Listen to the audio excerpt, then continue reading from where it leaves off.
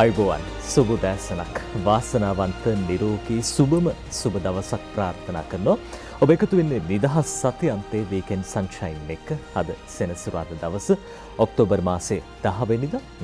අපි අර නිරෝගීකම ගැන උදෑසනින් ඔබට මතක් කළේ දැන් මේ මොහොත වන විටත් අපේ රටෙත් සැලකිය යුතු පිරිසක් විශේෂයෙන්ම මේ කොරෝනා ආසාදනයට ලක් වෙලා ඉන්න හින්දා පහුගිය දින කිහිපෙදී වැඩියෙන් කොරෝනා ආසාදිතයන් වාර්තා වුණා. ගෙවි ගිය සතිය පිළිබඳව කතා කරනකොට කොරෝනා පිළිබඳව මුළු මහත් ලෝකයේම අවධානය වැඩි වුණා. ඒකට හේතුව තමයි දැන් මේ වන විට ලෝකයේ කොරෝනා ආසාදිතයන් ගණන 3,70,91,502ක්. කෝටි 3 ඉක්මවලා තියෙන්නේ. ඒ අතරදී දැන් සුව වෙලා නිවෙස් බලා ගිහින් තියෙන පිරිස මුළු ලෝකෙම 2,78,79,213ක්. ඒ වගේම අවාසනාවන්ත ලෙස මරණ සිද්ධ වෙලා තියෙනවා 10,72,141ක්. 10,72,141ක් කියන්නේ ටිකක් වැඩි සංඛ්‍යාවක්, ලොකු සංඛ්‍යාවක්, මිලියනයකට වැඩි පිරිසක් දැන් ලෝකයේම කොරෝනා වෛරසය ආසාදනය වෙලා මිය ගිහිල්ලා තියෙනවා. ලංකාවේ තත්ත්වය කොහොමද? ලංකාවේ ඊ දවසේ කොරෝනා ආසාදිතයන් 35 දෙනෙකු වාර්තා වෙනවා. දැන් මේ මොහොත වන විට ප්‍රතිකාර ලබන කොරෝනා රෝගීන් ගණන නැත්නම් රෝහල් වල ඉන්න කොරෝනා රෝගීන් ගණන 1214ක්. ටිකක් වැඩි. ඒ වගේම අපේ රටේ කොරෝනා ආසාදනය වුණු පිරිස ගත්තොත් එහෙම 4523 දෙනෙකුට කොරෝනා රෝගය හැදිලා තිබ්බා. ඒ වගේම දැන් රෝහල් වලින් සුවය ලැබලා පිට වෙලා ගිහින් තියෙනවා 3296 දෙනෙක්. අවාසනාවකට අපේ රටේ මරණ සිද්ධ වෙලා තියෙනවා 13ක්. මේ තමයි තත්ත්වය. ඔබට බලා ගන්න පුළුවන් මේ සෞඛ්‍ය ප්‍රවර්ධන කාර්යාංශය වාර්තා කරන තොරතුරු 4523ක් කොරෝනා ආසාදිතයන් බවට වාර්තා වෙනවා. ඒ වගේම දැන් මේ මොහොත වන විට 1214 දෙනෙකු රෝහල් වල ප්‍රතිකාර ලබනවා. ඊයේ දවසට 35 දෙනෙකු වාර්තා වුණා. සැක සහිත රෝගීන් 350 දෙනෙක් මේ උණ රෝගී වැළඳිලා සැක සහිතව ප්‍රතිකාර ලබන 350 දෙනෙකුත් රෝහල් වල ඉන්නවා කියලා තමයි විශේෂයෙන්ම වාර්තා වෙන්නේ. සුව පිරිස 3296ක්. ඒ වගේම මරණ 13ක් සිද්ධ වෙලා තියෙනවා. මේ තමයි අපේ රටේ තත්ත්වය. ටිකක් දරුණුයි. ඒ දරුණු බව ටිකක් හිතට අරගෙන අපි හැම දිනෙකම වැඩ කරන්න ඕනේ. ගම්පහ දිස්ත්‍රික්කයේ දැන් පොලිස් බල ප්‍රදේශ 18ක ඇඳිරි නීතිය ක්‍රියාත්මකයි. ඊ දවසේදී විවිධ මාධ්‍ය හමු පැවැත්වුණා. උසස් පෙළ විභාගයේ ශිෂ්‍යත්ව විභාගයේ හෙට දවසේදී ආරම්භ වෙනවා, පැවැත්වෙනවා. ඉතින් මේ උසස් පෙළ විභාගයේ සඳුදා දවසේදී ආරම්භ වෙනවා. නොවැම්බර් 6 වෙනිදා දක්වා පැවැත්වෙනවා. මේ කටයුතු කොහොමද ආරක්ෂාකාරීව පවත්වන්නේ කියලා ඊයේ දවසේදී මාධ්‍ය හමුවලදී වැඩි අවධානයක් යොමු වුණා. අද දවසේ ජාතික පුවත්පත් සියල්ලම මේ පිළිබඳ තොරතුරු වාර්තා කරනවා. අපි සූදානම් ජාතික පුවත්පත් කියන තොරතුරු ඔබට ඉතාමත් ඉක්මනින් කියන්න. අපි පටන් ගන්න සූදානම් අද දවසේදී දිවයින පුවත්පතේ ප්‍රධාන සිරස්තලය මේ විදිහට ලියවෙන්නේ. අපිට පුළුවන් බලා ගන්න මිනුවන්ගොඩ දිවුලපිටියේ 6000ක් නිරෝධහයිනේ කියලා තමයි අද දිවයින පුවත්පත තොරතුරු වාර්තා කරන්නේ. මිනුවන්ගොඩ දිවුලපිටියේ 6000ක් නිරෝධහයිනේ. උසස් පෙළ ලියන්න සිටි හලාවත සිසුවෙකුටත් කොරෝනා. රිච්වේ ළමාරෝහලේ මාස 10ක දරුවෙකුටත් හැදිලා සැඟවුණු සේවිකාව නිසා 69ක් නිරෝධහයනයට දකුණේ හිටපු සෞඛ්‍ය ඇමති ඇතුළු 311ක් ස්වයං නිරෝධහයනය කියලා වැඩි දුරටත් මේ පිළිබඳව තොරතුරු වාර්තා කරන්නේ දිවයින පුවත්පත. අර රිච්වේ ළමාරෝහලේ අපි දැක්ක පුංචි දරුවෙක් මාස 10ක පුංචි දරුවෙක්ටත් කොරෝනා ආසාදනය වෙලා තියෙනවා. ඒ අතරදී මේ රෝහලේ ප්‍රතිකාර ලැබමින් සිටි තවත් දරුවෙකුගේ තාත්තට කොරෝනා හැදිලා තියෙනවා. අර සැඟවුණු සේවිකාව කියලා සඳහන් කළේ මේ වතුකරේ තමයි මේ පුවත අපිට වාර්තා වුණේ. දැන් දිවුලපිටිය මේ මිනුවන්ගොඩ කර්මාන්ත ශාලාවේ සේවය කරපු කාන්තාවක් ගෙදර ගිහිල්ලා පවුලේ කට්ටියත් එක්ක හැංගිලා ඉන්නකොට මහජන සෞඛ්‍ය පරීක්ෂකවරුන් ඒ වගේම ආරක්ෂක අංශවල ඒ විමර්ශනශීලී ඇස් හින්දා හොයාගන්න හැකි වුණා. ඒ කාන්තාව හින්දා ගමේ ඉන්න 69 දෙනෙක් නිරෝධහයනයට ලක් කරන්නත් කටයුතු කළා කියලා අද ওই විදිහට දෙවින පුවත්පත කියනවා. කඩවතෝ අයිසිය ඇතුළු නිලධාරීන් පිරිසකුත් නිරෝධහයනයට යොමු කළා තියෙනවා කියලා දෙවින පුවත්පත වැඩි දුරටත් තොරතුරු වාර්තා කරනවා. අද දවසේදී ප්‍රධාන පිටුවේ තමයි ඒ විදිහට තොරතුරු වාර්තා කරන්නේ. ඒ අතරදී අපිට පුළුවන් දෙවින පුවත්පතේ තවත් ඉහළ දකුණු කෙළවරේ තියෙනවා මේ කොරෝනා බිය වැඩි වී හොරණ රෝහලේ සේවකයෝ උද්ඝෝෂණය කියලා. කොරෝනා බිය වැඩි වී හොරණ රෝහල් සේවකයෝ උද්ඝෝෂණේ 5 සහ 9 වාට්ටු වසා දැමේ කියලා මේ හොරණත් කොරෝනා ආසාදිතෙක් වාර්තා වෙලා තිබ්බ කොරෝනා පිළිබඳව බියක් හින්දා මේ රෝහල් සේවකයෝ උද්ඝෝෂණය කියලා තමයි වැඩිදුරටත් කියන්නේ. හැබැයි ඉතින් අර IDH රෝහලෙත් සේවය කරන්නේ මේ වගේම සේවක සේවිකාවන් තමයි. ඒ පිරිස නොවන්නට කොරෝනා 3296 දෙනෙක් සුව වෙලා තියෙනවා. එච්චර පිරිසක් සුව ලබන්න හේතු වුණේ රෝහල් සේවක සේවිකාවන්ගේ අපේ වෛද්‍ය අංශවල හෙදහෙදියු හැම දෙනෙක්ම දායකත්වයට යටතේ තමයි මේ සුවය ලැබුවේ. ඉතින් උද්ඝෝෂණය කරන්න ගියොත් රටකට හරියයිද කියලා තමයි අපිට අහන්න තියෙන්නේ. ඉතින් මේ විදිහට බය වෙලා උද්ඝෝෂණය කරන්න නැතුව ආරක්ෂිත උපක්‍රම පාවිච්චි කළා. අර PPE kit තියෙනවානේ, personal protection equipment කියලා. පෞද්ගලික ආරක්ෂකයේ ඇඳුම් පාවිච්චි කළා මේ රෝගීන්ට ප්‍රතිකාර ලබා දෙන්නට උදව් වෙයි කියලා අපි විශ්වාස කරනවා. මොකද රෝගියෙක් කියන්නේ ඒ වෙලාවේ ඒ මොහොතේ අසරණ වෙච්ච කෙනෙක්. ඒ හින්දා පිහිට වෙන්න ඕනේ තවත් කෙනෙක්. ඒ නිසාම තමයි රෝහල් සේවකයෝ මේ බලධාරීන් ඒ අදාළ අංශවල කටයුතු කරන්නේ. හැමෝම මෙහෙම නෑ, 100ට 1-2ක් විතර ඉන්නවා. ඉතින් ඒ කට්ටියටත් අපි කියන්නේ බය වෙන්න නැතුව මේ අවශ්‍ය ආරක්ෂිත උපක්‍රම පාවිච්චි කරලා මේ කටයුතු කරන්න කියන කාරණාව. ඔය අතරේදී අද දවසේ දිවයින පුවත්පතේ අපි තවත් පුවතක් තෝරගන්නවා. මේ කොරෝනා මර්ධනය සම්බන්ධයෙන් විශේෂඥ වෛද්‍ය සුදත් සමරසිංහ මහත්තයා කියන කතාව තවම සමාජ පැතිරීමක් නැහැයි කියලා විශේෂඥ වෛද්‍ය සුදත් සමරසිංහ මහත්තයා කියනවා. එතුමා තමයි වසංගත රෝග විද්‍යාංශ අධ්‍යක්ෂතුමන්. එතුමන් ප්‍රධානියෙක් විදිහට මේ වැඩපිළිවෙලේ මුලටම එන නමක් විදිහට අපි හැමදෙනෙක්ම දන්නවා. ඉතින් එතුමා කියන කතාව තවම සමාජ පැතිරීමක් නැහැ. විභාගවලට යන දරුවන්ට බස් විෂ බීජ හරණය කළ බස් කියලා තමයි තියෙන්නේ. ඊයේ දවසෙත් මේ පිළිබඳව සඳහන් කළා. දැන් ওই ගම්පහ දිස්ත්‍රික්කයේ ඉඳන් කොළඹට එන දරුවන්ට වෙනමම විභාග මධ්‍යස්ථාන 12ක ළඟම තියෙන ආසන්නම පාසල් වල ඇති කරන්න කටයුතු කළ තියෙන පොලිස් බල ප්‍රදේශ අනුව දැන් මිනුවන්ගොඩ පොලිස් බල ප්‍රදේශයේ ආසන්නයේම තියෙන ළඟම පාසලේ තමයි ඒ දරුවන්ට ශිෂ්‍යත්ව විභාගය ඒ වගේම අපොසු උසස් පෙළ සඳහා පෙනී සිටින්න අවස්ථාව දීලා තියෙන. කොළඹට එන්න ඕනේ නැහැ. කොළඹ ඕනම පාසලක ඉන්න දරුවෙක්ට ඒ විශේෂ විභාග මධ්‍යස්ථානයට යන්න පුළුවන්. විභාග ප්‍රවේශ පත්‍රය අයදුම් පත්‍රයේ විදිහට පාවිච්චි කරන්න පුළුවන්. ඒ අතරේදී කියනවා නීති නොතකා පැවැත් වූ භගවන්තලාවේ ශිෂ්‍යත්ව පන්තිය වසා දමයි කියලා. මේ අපි දැක්කා පුංචි දරුවෝ වෙනුවෙන් ශිෂ්‍යත්ව පන්තියක් පවත්වන අර මුඛාවරණවත් පැළඳගෙන හිටියේ නෑ පොඩි දරුවෝ. ඉතින් මේ පිළිබඳව තරයේ දැඩි අවවාද කරන්නට කටයුතු කළා. මෙහෙම දේවල් කරන්න එපා කියලා තමයි අපි විශේෂයෙන් කියන්නේ. පුංචි දරුවන්ගේ අනාගතේ කොරෝනා හැදුනොත් සමහර වෙලාවට ඒක ශිෂ්‍යත්ව විභාගයටත් බාධාවක්. ඒ හින්දා ආරක්ෂාකාරීව පුළුවන් විදිහට හැමදෙනෙක්ම කටයුතු කරන්න කියන කාරණාව අපි විශේෂයෙන්ම ඉල්ලනවා. ඒ අතරේ මේ ඊයේ දවසේ කතානායකතුමන්ට පාර්ලිමේන්තුවේදී විශේෂ දෙයක් පිරිනැමුවා. ඒ තමයි සිසිර ජයකොඩි අපේ රාජ්‍ය අමාත්‍යතුමන් අතින් සිසිරගේ කොරෝනා බෙහෙත මුලින්ම කතානායකට කියලා ඡායාරූපයක් එක්ක අද දිවයින පුවත්පත මේ විදිහට වාර්තා කරනවා. COVID-19 වෛරසය ආසාදිතයන්ට සහ එම වෛරසය ආසාදනය වීමට ඉඩකඩ තිබෙන පුද්ගලයන් ඉලක්ක කරගෙන නිපද වූ ඖෂධ වර්ග කිහිපයක් දේශීය වෛද්‍ය ඇමති සිසිර ජයකොඩි මහතා විසින් කතානායක මහින්ද අබේවර්ධන මහතාට ඊයේ පාර්ලිමේන්තුවේදී පිළිගැන්වුවා කියලා මේ ඡායාරූපයත් එක්ක වාර්තා කරන්නේ. දේශීය ඖෂධයක් ලංකාවේ අපිට තියෙනවා බොහොම හොඳ ඉතිහාසයක්. ඔය දේශීය ඖෂධ සම්බන්ධයෙන් කොරෝනා මර්ධනයටත් මේ දේශීය ඖෂධවල සහාය ලබා ගන්න ඕනේ කියලා කාලයක් තිස්සේ කියපු කතාවක්. අර දුම් අල්ලන එක අර අපි කියනවා මේ ඉන්හෙලින් කියලා තමයි විශේෂයෙන්ම කියන්නේ.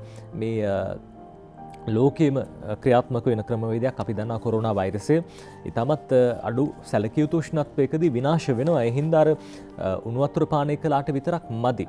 දුම් අල්ලලා මේ දේවල් කරන්න ඕනේ කියන කාරණාව ගොඩක් අය කියනවා. ඉතින් ඒ අතරදී සිසිර ජයකොඩි මහත්තයා ඊයේ දවසේ දේශීය ඖෂධ කිහිපයක් කතානායකතුමන්ට ලබා දුන්නා. මේක රටේ ඉන්න හැමෝටම දෙනවා නම් හොඳයි කියලා තමයි අපි විශ්වාස කරන්නේ. අඩු මුදලට හරි සැලකිය යුතු ගානකට මේක ලබා දෙන්න කියලා අපි විශේෂයෙන් ඉල්ලන්න කැමති.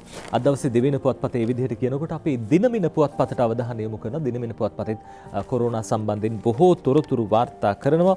අපි අවධානය යොමු කළොත් එහෙම මේ දිනමින පුවත්පත කියනවා මිනුවන්ගොඩ පොකුරේ කොවිඩ් ආසාදිතයෝ 1069ක් 8000ක් නිරෝධායනයට කියලා දිනමින අද දවසේදී කියනවා. සෙනසුරාදා දවසේ දිනමින පුවත්පතට සන්ධ්‍යා කරුණාරත්න ලියන්නේ මේ ප්‍රවෘත්තිය.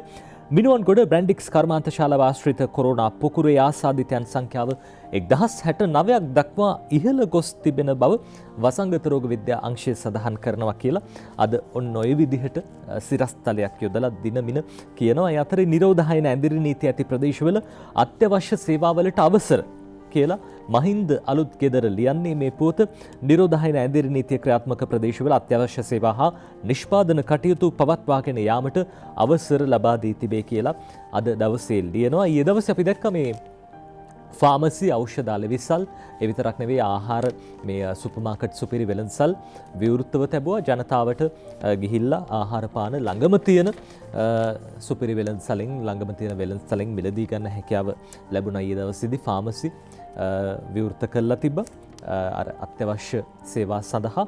ඒ අතරේදී නිරෝධායන ඇඳිරි නීතිය කඩ කළ පුද්ගලයන් 91 දෙනෙකු අත්අඩංගුවට ගත්තා කියලා මහින්ද අලුත් ගෙදරමයි ලියන්නේ. අපි දුටුවා ඊයේ දවසේ පොලිස් මාධ්‍ය ප්‍රකාශකතුමන් මේ පිළිබඳව සඳහන් කරනවා. නීතිඥ අජිත් රෝහණ මහත්මයා එතුමන් නියෝජ්‍ය පොලිස්පතිතුමන් නිරෝධායන ඇඳිරි නීතිය කඩ කළ පුද්ගලයන් 91 දෙනෙකු පොලිසිය අත්අඩංගුවට අරගෙන තියෙනවයි කියලා. අර කොච්චර දැනුවත් වුණත් සමහර වෙලාවට ඇඳිරි නීතිය අස්සෙන් ගමන් කරන්න හදනවා. අර සෙල්ලමකට ගන්න හදනවා මේ தත්ත්වය. හැබැයි ඉතින් සෙල්ලමකට ගන්න එපා. හැදුනොත් ටිකක් අවදානම් අපේ රටේ නම් අර කියන්න ඕන විශේෂම සෞඛ්‍ය අංශවල දායකත්වයෙන් වැඩිහත් වීමෙන් මේ රෝගීන්ට සුවය ලබා ගන්නට සුවය ලබා දෙන්නට හැකියාව තියෙනවා. හැබැයි ඉතින් කියන්න බැහැනේ මරණ 13ක් වාර්තා වෙලා තියෙනවා. ඒ හින්දා අපේ ජීවිතේ පරිස්සම් කරගන්න එක අපේ වගකීමක්. අපේ විතරක් නෙවෙයි අනික් අයගේ ජීවිත පරිස්සම් කරන එකත් අපේ වගකීමක්. ඒ හින්දා හැම වෙලාවෙම පරිස්සමෙන් ඉන්න කියලා අපි ඔබට කියන්නේ. ඒ අතරේ කොළඹ ළමා රෝහලට ගෙන බිලින්දියට COVID-19 ආසාදනය වෙලා කියලා සන්ධ්‍යා කරුණාරත්න ලියන්නේ. කොළඹ රිච්වේ ආර්යා ළමා රෝහලට පෙරේදා ඇතුළත් කළ මිනුවන්ගොඩ ප්‍රදේශයේ පදිංචි මාස 10ක් වයස ඇති බිලින්දියට COVID-19 වෛරසය ආසාදිත බවට තහවුරු වෙලා තියෙනවා. පුංචි දරුවෙක් මාස 10ක් කියන්නේ පුංචි දරුවට තේරෙන්නෙත් නැහැ කොවිඩ් හැදුනද නැද්ද කියලා. කොහොම හරි මේ පුංචි දරුවට COVID-19 ආසාදනය වෙලා තියෙනවා. වෛද්‍ය අංශ දැඩි කැපවීමකින් මේ අවශ්‍ය ප්‍රතිකාර ලබා දෙන බව තමයි ඊයේ දවසෙන් අපිට වාර්තා වුණේ. ඊයේ දවසෙන් වාර්තා වෙච්ච තොරතුරුත් එක්කම ඇඳිරි නීතිය ඇති ප්‍රදේශවලට කඩිනමින් භාණ්ඩ සපයනවා කියලා ඇමති ආචාර්ය බන්දුල ගුණවර්ධන මහත්තයා කියන කතාව අද දිනමින මෙන්න මේ විදිහට ලියනවා. ඇඳිරි නීතිය බලපැවැත්වෙන සියලු ප්‍රදේශවලට කඩිනමින් භාණ්ඩ සැපීමට කටයුතු සිදු කරන ලෙසට සතුස ඇතුළු ආයතනවලට වෙළඳ ඇමති ආචාර්ය බන්දුල ගුණවර්ධන මහත්මයා උපදෙස් ලබා දීලා තියෙනවා. ඒ අනුව සියලු සතුස ශාඛා සමුපකාර කෝප් සිටි මිනි ඒ වගේම වැලිසර විශේෂ ආර්ථික මධ්‍යස්ථානයේ මගින් පාරිභෝගිකයන්ට භාණ්ඩ සපයන ලෙසත් වෙළඳ ඇමතිවරයා වශයෙන් එතුමා ඉල්ලුවා කියලා අද දවසේදී ওই විදියට තොරතුරු වාර්තා කරනවා දිනමින පුවත්පත. දැන් ඔය අතරේදී අද දවසේ ඉංග්‍රීසි පුවත්පතත් මේ පිළිබඳව තොරතුරු වාර්තා කරනවා. අපි සූදානම් ඩේලි මිරර් පුවත්පත තෝරගන්න. අද දවසේ ඩේලි මිරර් පුවත්පතේ ඉහළම කොටසේ අර සෞඛ්‍ය ආරක්ෂිත වැඩපිළිවෙළවල් පිළිබඳව විශේෂයෙන්ම සඳහන් කරලා තියෙනවා, දැනුවත් කරලා තියෙනවා. ඒක බොහොම වැදගත්. ජනතාවට රටේ ඉන්න උදවියට කොයි විදිහටද මේ ආරක්ෂිතව පසු වෙන්නේ කියලා ඩේලි මිරර් පුවත්පත දැනුම් දීලා තියෙනවා. ඒ අතරේ මේ ඩේලි මිරර් පුවත්පත වාර්තා කරන ප්‍රවෘත්ති අතර බ්‍රැන්ඩික්ස් ආයතනය පිළිබඳව විශේෂ තොරතුරක් වාර්තා කරලා තියෙනවා. PHI's claim they never supervised Brandix returnees from India. අර ඉන්දියාවට ගිහිල්ලා පිරිසක් බ්‍රැන්ඩික්ස් කර්මාන්ත ශාලාවට ආවයි කියලා පසුගිය දවස්වල තොරතුරු හෙළිවිලා තිබා. බ්‍රැන්ඩික්ස් ආයතනයේ සේවකයන් පිරිසක් මේ පිරිස ලංකාවට පැමිණියාට පස්සේ කිසිම වෙලාවක ඔවුන් පිළිබඳව අධීක්ෂණයක් සිද්ධ වුණේ නැහැයි කියලා ඒ ප්‍රදේශීය මහජන සෞඛ්‍ය පරීක්ෂකවරුන් සඳහන් කරලා තියෙනවා කියලා තමයි අද මේ විදිහට ඩේලි මිරර් පුවත්පත කියන්නේ. PHI's claim they never supervised Brandix returnees from India. මේ ප්‍රවෘත්තිය ලියන්නේ නිර්මලා කන්නංගර. අද දවසේ වැඩිදුරටත් තොරතුරු වාර්තා කරන්නේ ඩේලි මිරර් පුවත්පත. මේ පිරිස විශාඛපට්නම් ඉඳන් UL 1159 UL 1159 දුරකථනයෙන් විශාඛපට්නම් ඉඳන් UL 1159 ගුවන් යානයේ ඉඳන් තමයි මේ පිරිස ඇවිල්ලා තියෙන්නේ. පුද්ගලයන් 60 දෙනෙකු මේ මත්තල ජාත්‍යන්තර ගුවන්තොටුපළට ඇවිල්ලා තියෙනවා. පසුගිය 22 වෙනිදා මේ පිරිස පිළිබඳව විශේෂයෙන්ම සුපර්වයිස් නැත්නම් අධීක්ෂණයක් සිද්ධ කළේ නැහැ කියන කාරණාව PHI නැත්නම් මහජන සෞඛ්‍ය පරීක්ෂකවරුන් සඳහන් කළා කියලා අද ඩේලි මිරර් පුවත්පත කියනවා. ඒ වගේම 3 flights were on 25th June and 8 මේ අගෝස්තු 8 වෙනිදා ඒ වගේම ජුනි 25 වෙනිදාත් ගුවන් යානා දෙකකින් මගින් 168 දෙනෙක් ඒ වගේම මගින් 125 දෙනෙක් ඇවිල්ලා තියෙනවා 22 වෙනිදා 48 දෙනෙක් ඇවිල්ලා තියෙනවා මේක ටිකක් අර සලකන්න ඕන කාරණාවක් මේ පිරිස පිළිබඳව අධීක්ෂණයක් සිද්ධ කළේ නැහැ කියලා මහජන සෞඛ්‍ය පරීක්ෂකවරුන් සඳහන් කරන අපි විශ්වාස කරනවා අදාළ බලධාරීන්ගේ අවධානය යොමු වේ කියලා මේ පිරිසගෙන්ද COVID-19 පැතිරෙන්න හේතුව කියලා හඳුනා ගන්නට ඕනේ. තවමත් බ්‍රැන්ඩික්ස් ආයතනයේ මේ කොවිඩ් පොකුරේ ව්‍යාප්තියට හේතු වුණු කරුණ හොයාගෙන නැහැ. පිරිස විශාලයි. ඒ හින්දා හොයාගන්න අපහසුයි කියලා කිව්වා. හැබැයි ඉතින් ඒ අතරේ මහජන සෞඛ්‍ය පරීක්ෂකවරුන් මේ වගේ දේවල් කියනවා කියලා අද ඩේලි මිරර් පුවත්පත කියනවා. ඒ හින්දා අදාළ බලධාරීන් මේ පිළිබඳව අවධානය යොමු කරයි කියලා අපි විශ්වාස කරනවා. අපි සූදානම් විරාමයක් ගන්න. විරාමෙන් පස්සෙත් බලමු අද දවසේ පුවත්පත් තොරතුරු.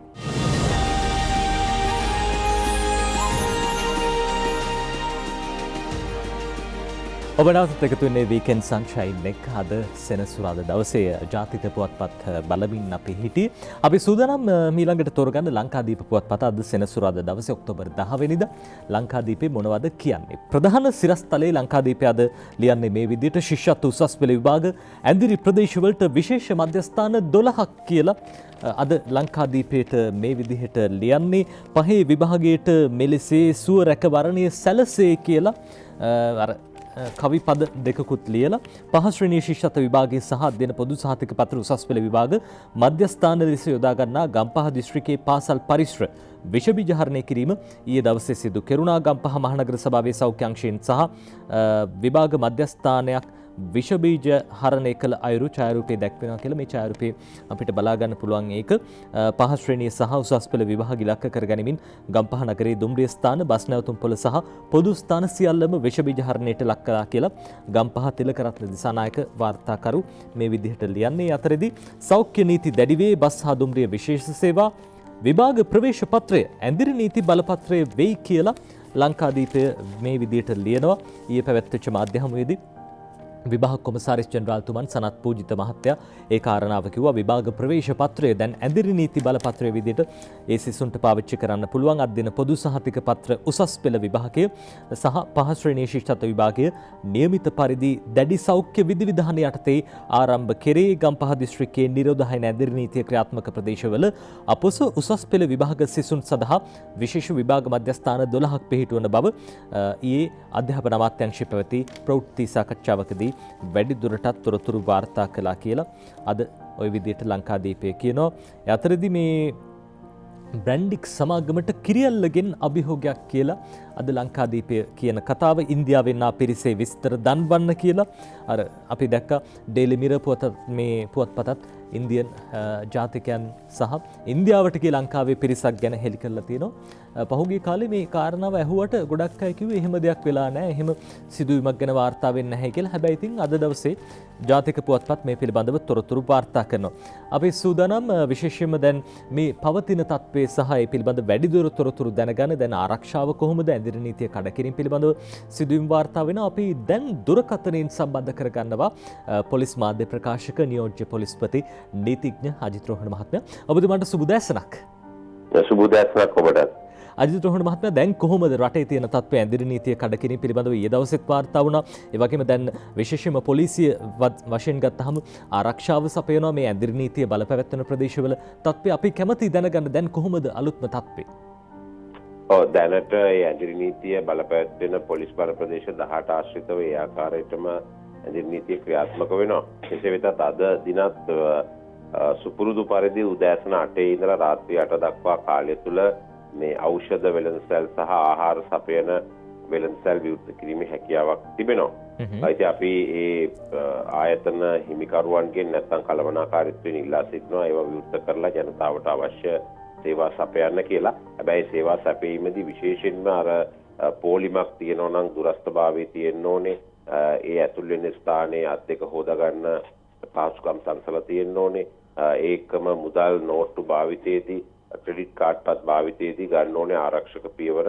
ඒ ආකාරයටම සෞඛ්‍යමය ආරක්ෂක පියවර ගන්න ඒ අය වග බලා ගන්න ඕනේ. ඒ වගේම ළඟම තියෙන ස්ථානෙට තමයි ගමන් කරන්න පුළුවන්. එහෙම නැතුව තමන්ගේ නිවසින් ඉතා ඇත ස්ථානයකට සේවා ලබා ගන්න ගමන් කිරීමේ හැකියාවක් නැහැ. ඇඳිරි නීතිය කඩකිරීම සම්බන්ධයෙන් මේ වන විට 97 දෙනෙක් අත්අඩංගුවට අරගෙන තියෙනවා. ඒකම වාහන 27ක් පොලිස් භාරයටගෙන තියෙනවා. මීට අමතරව ඔබට මතක ඇති පසුගිය සඳුදා ප්‍රවෘත්තියක් පළ වුණා. මේ ලංකාවටම ඇඳිරි නීතිය දානවා කියලා සමාජ මාධ්‍ය ජාලාවල අසත්‍ය ප්‍රවෘත්තියක්. ඒ ප්‍රවෘත්තිය පළ කරපු 18 හැවිරිදි තරුණයෙක් පෙරේද අපරාධ පරීක්ෂණ දෙපාර්තමේන්තුව අත්අඩංගුවට ගත්තා. ඔහු ඊයේ කොළඹ ප්‍රධාන මහේස්ත්‍රාත් අධිකරණයට ඉදිරිපත් කිරීමෙන් අනතුරුව ලබන 22 දක්වා රක්ෂිත බන්ධනාගාරගත කරලා තියෙනවා. ඉතින් අපි විශේෂයෙන්ම ජනතාවට කියන්නේ ඒ ඇදිරි නීතිය තියෙන ප්‍රදේශවල අය ඇදිරි නීතියට ගරු කරන්න. නමුත් අනෙක් ප්‍රදේශවල අය සෑම විටම මුව ආවරණ පළඳලා අත් පිරිසුදු කරගෙන දුරස්ථභාවයේ තියාගෙන කටයුතු කරන්න කියලා. හොඳයි නියෝජ්‍ය පොලිස්පතිතුමා මේ දැන් හෙට දවසේදී පහ ශ්‍රේණියේ ශිෂ්ටත්ව විභාගය ආරම්භ වෙනවා. සඳ දවසේදී අපොසු උසස් පෙළ විභාගය ආරම්භ වෙනවා. කොහොමද මේ කටයුතු සිද්ධ වෙන ආකාරය සහ විශේෂම පොලිසිය වශයෙන් කොයි වගේ දායකත්වයක්ද ලබා දෙන්නේ? අපි උපරිම දායකත්වය ලබා දෙනවා. දැන් මේ විභාග ප්‍රවේශ පත්‍රය ඇදිරි නීති බලපත්‍රය හැටියට භාවිතා කරන්න පුළුවන් ඒ දරුවන්ට. ඒ වගේ මේ දරුවෝ දැන් පහේ ශිෂ්‍යත්වයට යන දරුවෝ කුඩා දරුවන් ඔවුන් එක්ක ඒ දෙමව්පියන්ගෙන් කාට හරි කෙනෙකුට නැත්නම් බාරකරුවෙකුට ගමන් කරන්න හැකියාව තියෙනවා. ඒ වගේම මේ සම්බන්ධව අධ්‍යාපන අමාත්‍යාංශ විභාග දෙපාර්තමේන්තුව විශේෂ සේවා සලසලා තියෙනවා. ඉතින් අපි ඒ සඳහා උපරිම සහාය ලබා දෙනවා. නමුත් හැම වෙලාවෙම අපි දෙමව්පියන්ට කියන්නේ මේ නිරන්තරයෙන් සඳහන් කරලා තියෙන සෞඛ්‍ය පිළිවෙත් අනුගමනය කරන්න. ඒ වගේම අවශ්‍ය වෙලාවකදී ඒ විභාග ප්‍රවේශ පත්‍රය හැම වෙලාවෙම අපි යම්කිසි අපහසුතාවකට ලක් කරන්නේ නැහැ දරුවන්. නමුත් අවශ්‍යතාවයක් වුණොත් ඒ විභාග ප්‍රවේශ පත්‍රය පොලිසියට පෙන්වන්න සූදානම් කරලා තියාගන්න. හොඳයි බෙහෙවින්ම ස්තුතිවන්ත වෙන අපිත් එක්ක එකතුනේ සජීවී ලෙස දුරකථනෙන් එකතුනේ පොලිස් මාධ්‍ය ප්‍රකාශකතුමන් නියෝජ්‍ය පොලිස්පති නීතිඥ අජිත් රෝහණ මහත්මයා ඔබතුමන්ට බෙහෙවින්ම ස්තුතියි.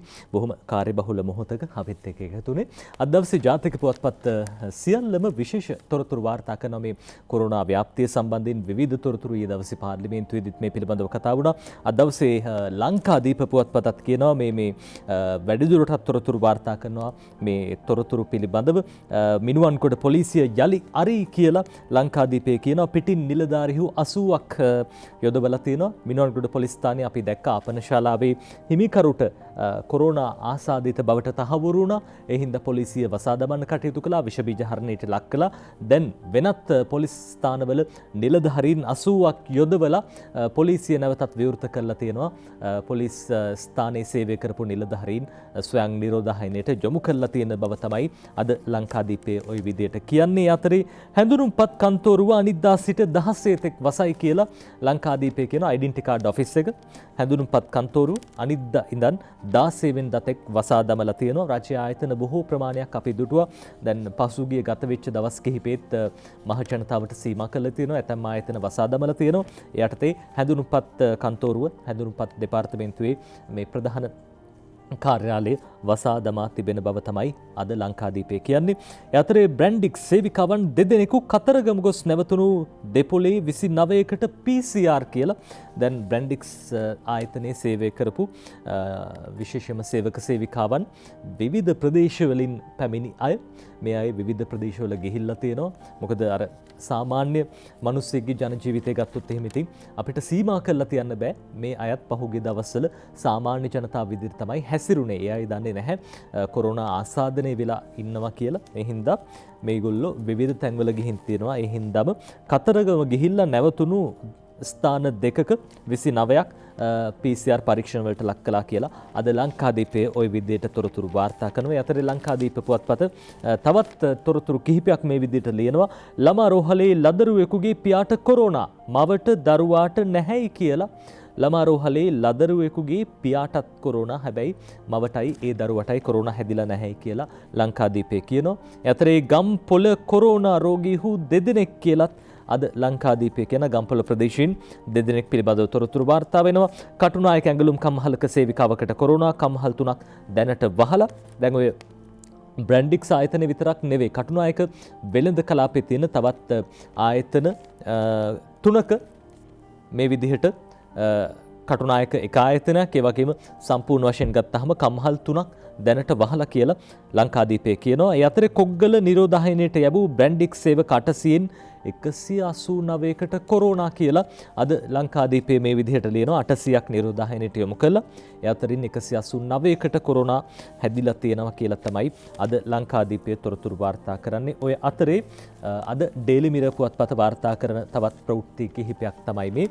දැන් අපි දැක්ක පහුගිය දවස්වල විශේෂයෙන්ම බාර්, ඒ වගේම කැසිනෝ ශාලා, ඒ වගේම රාත්‍රී සමාජ ශාලා වහලා තිබ්බේ. ඩේලි මිරර් පුවත්පත අද ගැන කියනවා මේ විදිහට liquor shops opened, pubs, bars, casinos, night clubs closed කියලා තමයි මේ liquor shop නැත්තම් මත්පැන් අලෙවිහල් තාමත් විවෘත කරලා තියෙන්නේ. ඒ අතරදී pubs, bar සහ casino, රාත්‍රී සමාජ ශාලා වහලා තියෙන්නේ. betting centers, spas across the country would also remain closed until October 31st. October 31 වෙනිදා වෙනකන් මේ විශේෂයෙන්ම betting centers වහලා තියෙනවා. ඒ අතරදී විශේෂම සම්බාහන මධ්‍යස්ථානත් ඔක්තෝබර් 31 වෙනිදා වෙනකම් වහලා තියෙනවා කියලා තමයි අද ඩේලි මිරර් පුවත්පත මේ විදිහට සඳහන් කරන්නේ. ඒ අතරේ කම්කරු අමාත්‍යතුමන් නිමල් සිරිපාද සිල්ල මහත්තයා කියන කතාවක් අද ඩේලි මිරර් පුවත්පත මේ විදිහට ලියනවා. Labour Minister calls for report on Brandix. මේ Brandix සමාගමේ වාර්තාව පිළිබඳව තමයි නිමල් සිරිපාද සිල්ල මහත්තයා මේ විදිහට කියලා තියෙන්නේ. Labour Minister Nimal Siripada D Silva has directed the Labour Commissioner to immediately submit him a report regarding allegations levelled by several trade unions against the Brandix management. මේ බ්‍රැන්ඩික් සමාගමේ කළමනාකාරීත්වය සම්බන්ධයෙන් බ්‍රැන්ඩික් සමාගමේ සංගම් කිහිපයක් මේ සමිති සංගම් කිහිපයක් චෝදනා එල්ල කළා තිබා. ඒ පිළිබඳව වහාම වාර්තාවක් දෙන්න කියලා කම්කරු කොමසාරිස්වරයාට අමාත්‍යතුමා දැන්නුවා කියලා අද දවසේ ඩේලි මිරර් පුවත්පත ওই විදිහට තොරතුරු වාර්තා කරනවා. ඒ අතරේ පවිත්‍ර වන්‍යාරච්චි අමාත්‍යතුමිය සෞඛ්‍ය අමාත්‍යතුමියට ඊයේ දවසේ පාර්ලිමේන්තුවේදී විපක්ෂින් පහර පිට පහර දුන්නා කියන්නේ ඒ වගේ දැඩි වාග් ප්‍රහාර එල්ල වුණා. හැබැයි එතුමිය සාර්ථකව ඒ හැම දෙයකටම මුහුණ දුන්නා. එතුමිය සිද්ධ කරපු ප්‍රකාශ පිළිබඳව කිරියල්ල මන්ත්‍රීතුමා ප්‍රශ්න කරනවා. එතුමිය සඳහන් කළා කොයි ආකාරයෙන්ද කොවිඩ් මර්ධනය කරන්න රජය කැපුණේ. එතුමිය සඳහන් කරපු කාරණා උපුටා දක්වමින් අර මුල් හරියේ කියපු කාරණා විතරයි මේ අය කතා කරන්නේ. හැබැයි ඒ සම්පූර්ණ කතාවේදී අය සඳහන් කරපු කරුණු පිළිබඳව එතුමිය සඳහන් කළා. ඒ අතරේ ඩේලි මිරර් පුවත්පතට මේ විදිහේ තොරතුරක් අද දවසේ ලියනවා. ශ්‍රී Lanka not reached fourth stage of COVID-19. ශ්‍රී ලංකාව මේ හතරවෙනි මට්ටමේ කොවිඩ් ව්‍යාප්තියකට තවමත් මුහුණ දීලා නැහැ, ළඟා වෙලා නැහැ කියන කාරණාව අමාත්‍යතුමිය සඳහන් කරනවා. This is what I have said in my earlier statement as well. අර කලින් කියපු ප්‍රකාශයම එතුමිය නැවත නැවතත් තහවුරු කරන බව අද දවසේ ඩේලි මිරර් පුවත්පත ওই විදිහට තොරතුරු වාර්තා කරනවා. ඒ අතරේ ඊයේ දවසේ කොරෝනා ව්‍යාප්තිය වගේම තවත් තොරතුරු ගණනාවකට අවධානය යොමු කළා තියෙනවා අද දවසේ ජාතික පුවත්පත්. ඒ තමයි රිෂාඩ් බදියුදීන් මහත්තයාගේ මල්ලි ත්‍රස්ත කටයුතු වලට සම්බන්ධයි කියලා අත්අඩංගුවට අරගෙන රඳුම් නියෝග මත ප්‍රශ්න කළා. හැබැයි CID ඒ මහත්යාව නිදහස් කරන්න කටයුතු කළා. මේකට විරුද්ධව ආණ්ඩු පක්ෂයේ മന്ത്രിවරු 100 දෙනෙක් අත්සන් කළා. අගමැතිතුමාට ජනාධිපතිතුමාට ලිපි බාර දුන්නා කියලා අද දවසේ ජාතික පුවත්පත් වාර්තා කරනවා. CIDෙන් මුදාහැරි රිෂාඩ්ගේ මල්ලි අත්අඩංගුවට ගන්න කියලා දිවයින පුවත්පත මේ විදිහේ ප්‍රවෘත්තියක් ලියනවා. දිවයිනට ලියන්නේ මේ ප්‍රවෘත්තිය සුජීව තත්සර ආණ්ඩුවේ മന്ത്രിවරුන් 100 දෙනෙකුගෙන් ජනපතිට ලිපියක් කියලා වැඩි දුරටත් තොරතුරු වාර්තා වෙන්නේ. පාස්කු ප්‍රහාරයට අනුබල දීමට සැකපිට අත්අඩංගුවටගත් හිටපු ඇමති රිෂාඩ් බදියුදීන් මහතාගේ සහෝදරයෙකු වන රියාජ් බදියුදීන් නැමැත්තා අපරාධ පරීක්ෂණ දෙපාර්තමේන්තුව මගින් නිදහස් කර ඇත්තේ අත්නෝමතික බවත්. ඒ නිසා ඒ සම්බන්ධයෙන් පරීක්ෂණයක් සිදු කරන ලෙසත් ඔහු නැවත අත්අඩංගුවට ගන්නා ලෙසත් ඉල්ලා ආණ්ඩු පක්ෂයේ മന്ത്രിවරුන් 100 දෙනෙකුගේ අත්සනින් යුතු ලිපියක් ඊයේ ජනාධිපති ගෝඨාභය රාජපක්ෂ මහතාට යොමු කළා කියලා අද දිවයින ওই විදිහට ලියනවා. ඒ අතරේ රිෂාඩ්ගේ මල්ලි මුදා හැරීම ගැන ආගමික නායකයන්ගේ අප්‍රසාදය කියලා අද දිවයින පුවත්පත මේ විදිහට ලියන්නේ. ත්‍රස්තවාදයට අනුබල දුන් බවට සැකපිට අත්අඩංගුවට ගෙන සිටි හිටපු ඇමති රිෂාඩ් බදියුදීන් මහතාගේ සොහොයුරු රියාජ් බදියුදීන් පසුගියදා අපරාධ පරීක්ෂණ දෙපාර්තමේන්තුව මගින් මුදා හැරීමට කටයුතු කිරීම සම්බන්ධයෙන් ආගමික නායකයන් ඇතුළු පාර්ශව කිහිපයක් දැඩි ලෙස හෙලා දැකලා තියෙනවා කියලා අද දිවයින පුවත්පත ওই විදිහට ලියනවා. විශේෂයෙන්ම මේ පිළිබඳව ඊයේ දවසේ සෑහෙන විරෝධයක් එල්ල වෙලා තිබ්බා. අනිකුත් ජාතික පුවත්පතත් මේ පිළිබඳව තොරතුරු වාර්තා කරලා තිබ්බා. විශේෂයෙන්ම ලංකාදීප පුවත්පතත් මේ පිළිබඳව අද දවසේදී ලියනවා. රියාජ් නිදහස් කළේ ඇයි කියලා ප්‍රශ්නාර්ථ ලකුණක්ද සහිතව ලංකාදීපේ මේ ගැන ලියන්නේ. ආණ්ඩු මන්ත්‍රීවරුන් 101කින් ජනපතිට ලිපියක් කියලා ඉහළම දකුණු කෙළවරේ වාර්තා කරන ප්‍රවෘත්තිය රියාච් නිදහස් කළේ ඇයි කියලා ප්‍රශ්නාර්ථ ලකුවක්ද සහිතවයි අද වාර්තා කරන්නේ ලංකාදීප පුවත්පත. ලංකාදීප පුවත්පතේ තවත් විශේෂ ඡායාරූපයකට අපි අවධානය යොමු කරනවා. මේ ලංකාදීපේ ප්‍රධාන ඡායාරූපය තිසර චන්දිමාල් යුද හමුදාවේ මේජර් නිලයට කියලා අද මේ විදිහට ලියන්නේ. යුද හමුදාපති ලුතිනන්ට් ජෙනරාල් ශවේන්ද්‍ර සිල්වා මහතා ඔවුන්ට නිල ලාංඡන පැළඳවීමෙන් අනතුරුව ඔවුන් දෙදෙනා සමූහ ඡායාරූපයකට පෙනී සිටි අයුරු යුද හමුදා ස්වේච්ඡා බලසේනාවේ සේනා විධායක මේජර් ජෙනරාල් රුවන් වනිගසූරිය, යුද්ධෝපකරණ master general major general Chandana Marasinghe, යුද හමුදා ක්‍රිකට් කමිටුවේ උපසභාපති හා ප්‍රධාන සම්බන්ධීකාරක බ්‍රිගේඩියර් ශිරාන් අබේසේකර යන මහත්වරුද මෙහි වෙති කියලා තිසර පෙරේරා, ඒ වගේම දිනේෂ් චන්දිමාල්, මෙන්න මේ අපේ රටේ නම ජාත්‍යන්තරයට ගෙන ගිය ක්‍රිකට් ක්‍රීඩකයන් යුද හමුදාවේ මේජර් නිලයට උසස් කරලා තියෙනවා කියලා ඡායාරූපයකුත් එක්කම අද මේ විදිහට වාර්තා කරන්නේ ලංකාදීප පුවත්පත. අපි සූදානම් දිවයින පුවත්පතේ ප්‍රවෘත්තියකට අවධානය සමාවෙන්න දිනමින පුවත්පතේ ප්‍රවෘත්තියකට අවධානය යොමු කරන්න. ඒ දවසේ මහජන චීන සමූහාණ්ඩුවේ ඉහළ පෙළේ දූත පිරිසක් ජනාධිපතිතුමන් අගමැතිතුමන් මුණ ගැහුණා. අද ප්‍රධාන සිරස්තලයක් විදිහට දිනමින මේ පුවත කියන්නේ ශ්‍රී ලංකාවේ සංවර්ධනයට අඛණ්ඩව උදව් කරනවා කියලා මහජන චීන සමූහාණ්ඩුවේ ඉහළ පෙළේ දූත පිරිසේ ප්‍රධානී කියයි කියලා වැඩිදුරටත් දිනමින වාර්තා කරනවා. ඒ පුවත මහින්ද අලුත්ගෙදර ලියන්නේ මේ ප්‍රවෘත්තිය ශ්‍රී ලංකාවේ සංවර්ධනය සඳහා අඛණ්ඩව උදව් කරන බව මහජන චීන සමූහාණ්ඩුවේ ඉහළ පෙළේ දූත පිරිසේ ප්‍රධානී යන් ජීචි මහතා ජනාධිපති ගෝඨාභය රාජපක්ෂ මහතා හමුවේ ඊයේ සහතික වුණා. චීන ශ්‍රී ලංකා ද්විපාර්ශ්වික සම්බන්ධතා දැනටමත් බෙහෙවින් සතුටුදායක මට්ටමක පවතින බවත් මේ මිත්‍රත්වය පවත්වා ගැනීමටත් වර්ධනය කර ගැනීමටත් චීන ජනාධිපති ෂී ජින්පින් මහතාගේ ප්‍රමුඛතාවක් බවත් අවධාරණය කළේ මහතා චීනයේ එක්සත් ජාතීන්ගේ මානව හිමිකම් කවුන්සිලය ඇතුළු අන්තර්ජාතික වේදිකාවලදී ශ්‍රී ලංකාවේ ස්වාධීනත්වයේ ස්වෛරීත්වය වෙනුවෙන් එවැගේම භෞමික අඛණ්ඩතාව වෙනුවෙන් පෙනී හිටියා කියලා වැඩිදුරටත් තොරතුරු වාර්තා කරනවා. මේ හමුවීමේදී ජනාධිපතිතුමන් සඳහන් කරනවා විශේෂ කාරණාවක්. ඒ තමයි අර විපක්ෂයෙන් ප්‍රබල චෝදනාවක් විදිහට එල්ල වෙනවා. අර චීනයේ ණය උගුලක අපි හිර වුණා හම්බන්තොට වරාය ව්‍යාපෘතිය වගේම තවත් ව්‍යාපෘති ගණනාවකින් කියලා. හැබැයි ජනාධිපතිතුමන් සඳහන් කරනවා මේ චීනයේ අතකොළුවක් වෙන්නට අපේ රට උත්සාහ කළේ නැහැ. හැම වෙලාවෙම සංවර්ධනය රටේ ජනතාවට ලබා දෙන මේ ව්‍යාපෘති ආරම්භ කළේ. හැබැයි ඉතින් ඒ ව්‍යාපෘති පහුගිය කාලෙදී වැරදි විදිහට චීනයට නැවතත් පවරලා දෙන්නට කටයුතු කළා කියන කාරණාව එතුමා සඳහන් කළා. එහිදී එතුමා වැඩිදුරටත් චීනයට සඳහන් කළා ඉතාමත් ඉක්මනින් මේ වගේ මේ ව්‍යාපෘතිවල ප්‍රතිලාභ අපේ රටේ ජනතාවටත් උදා කරලා දෙන්න කටයුතු කරන්න කියන කාරණාව එතුමන් විශේෂයෙන් සඳහන් කළා ඊයේ දවසේ මේ හමුවීමේදී. අපි සූදානම් තවත් ජාතික පුවත්පත් වාර්තා කරන තොරතුරු කිහිපයකට යොමු වෙන්න. ඒත් ඊට කලින් විරාමයක් ලබා ගමු.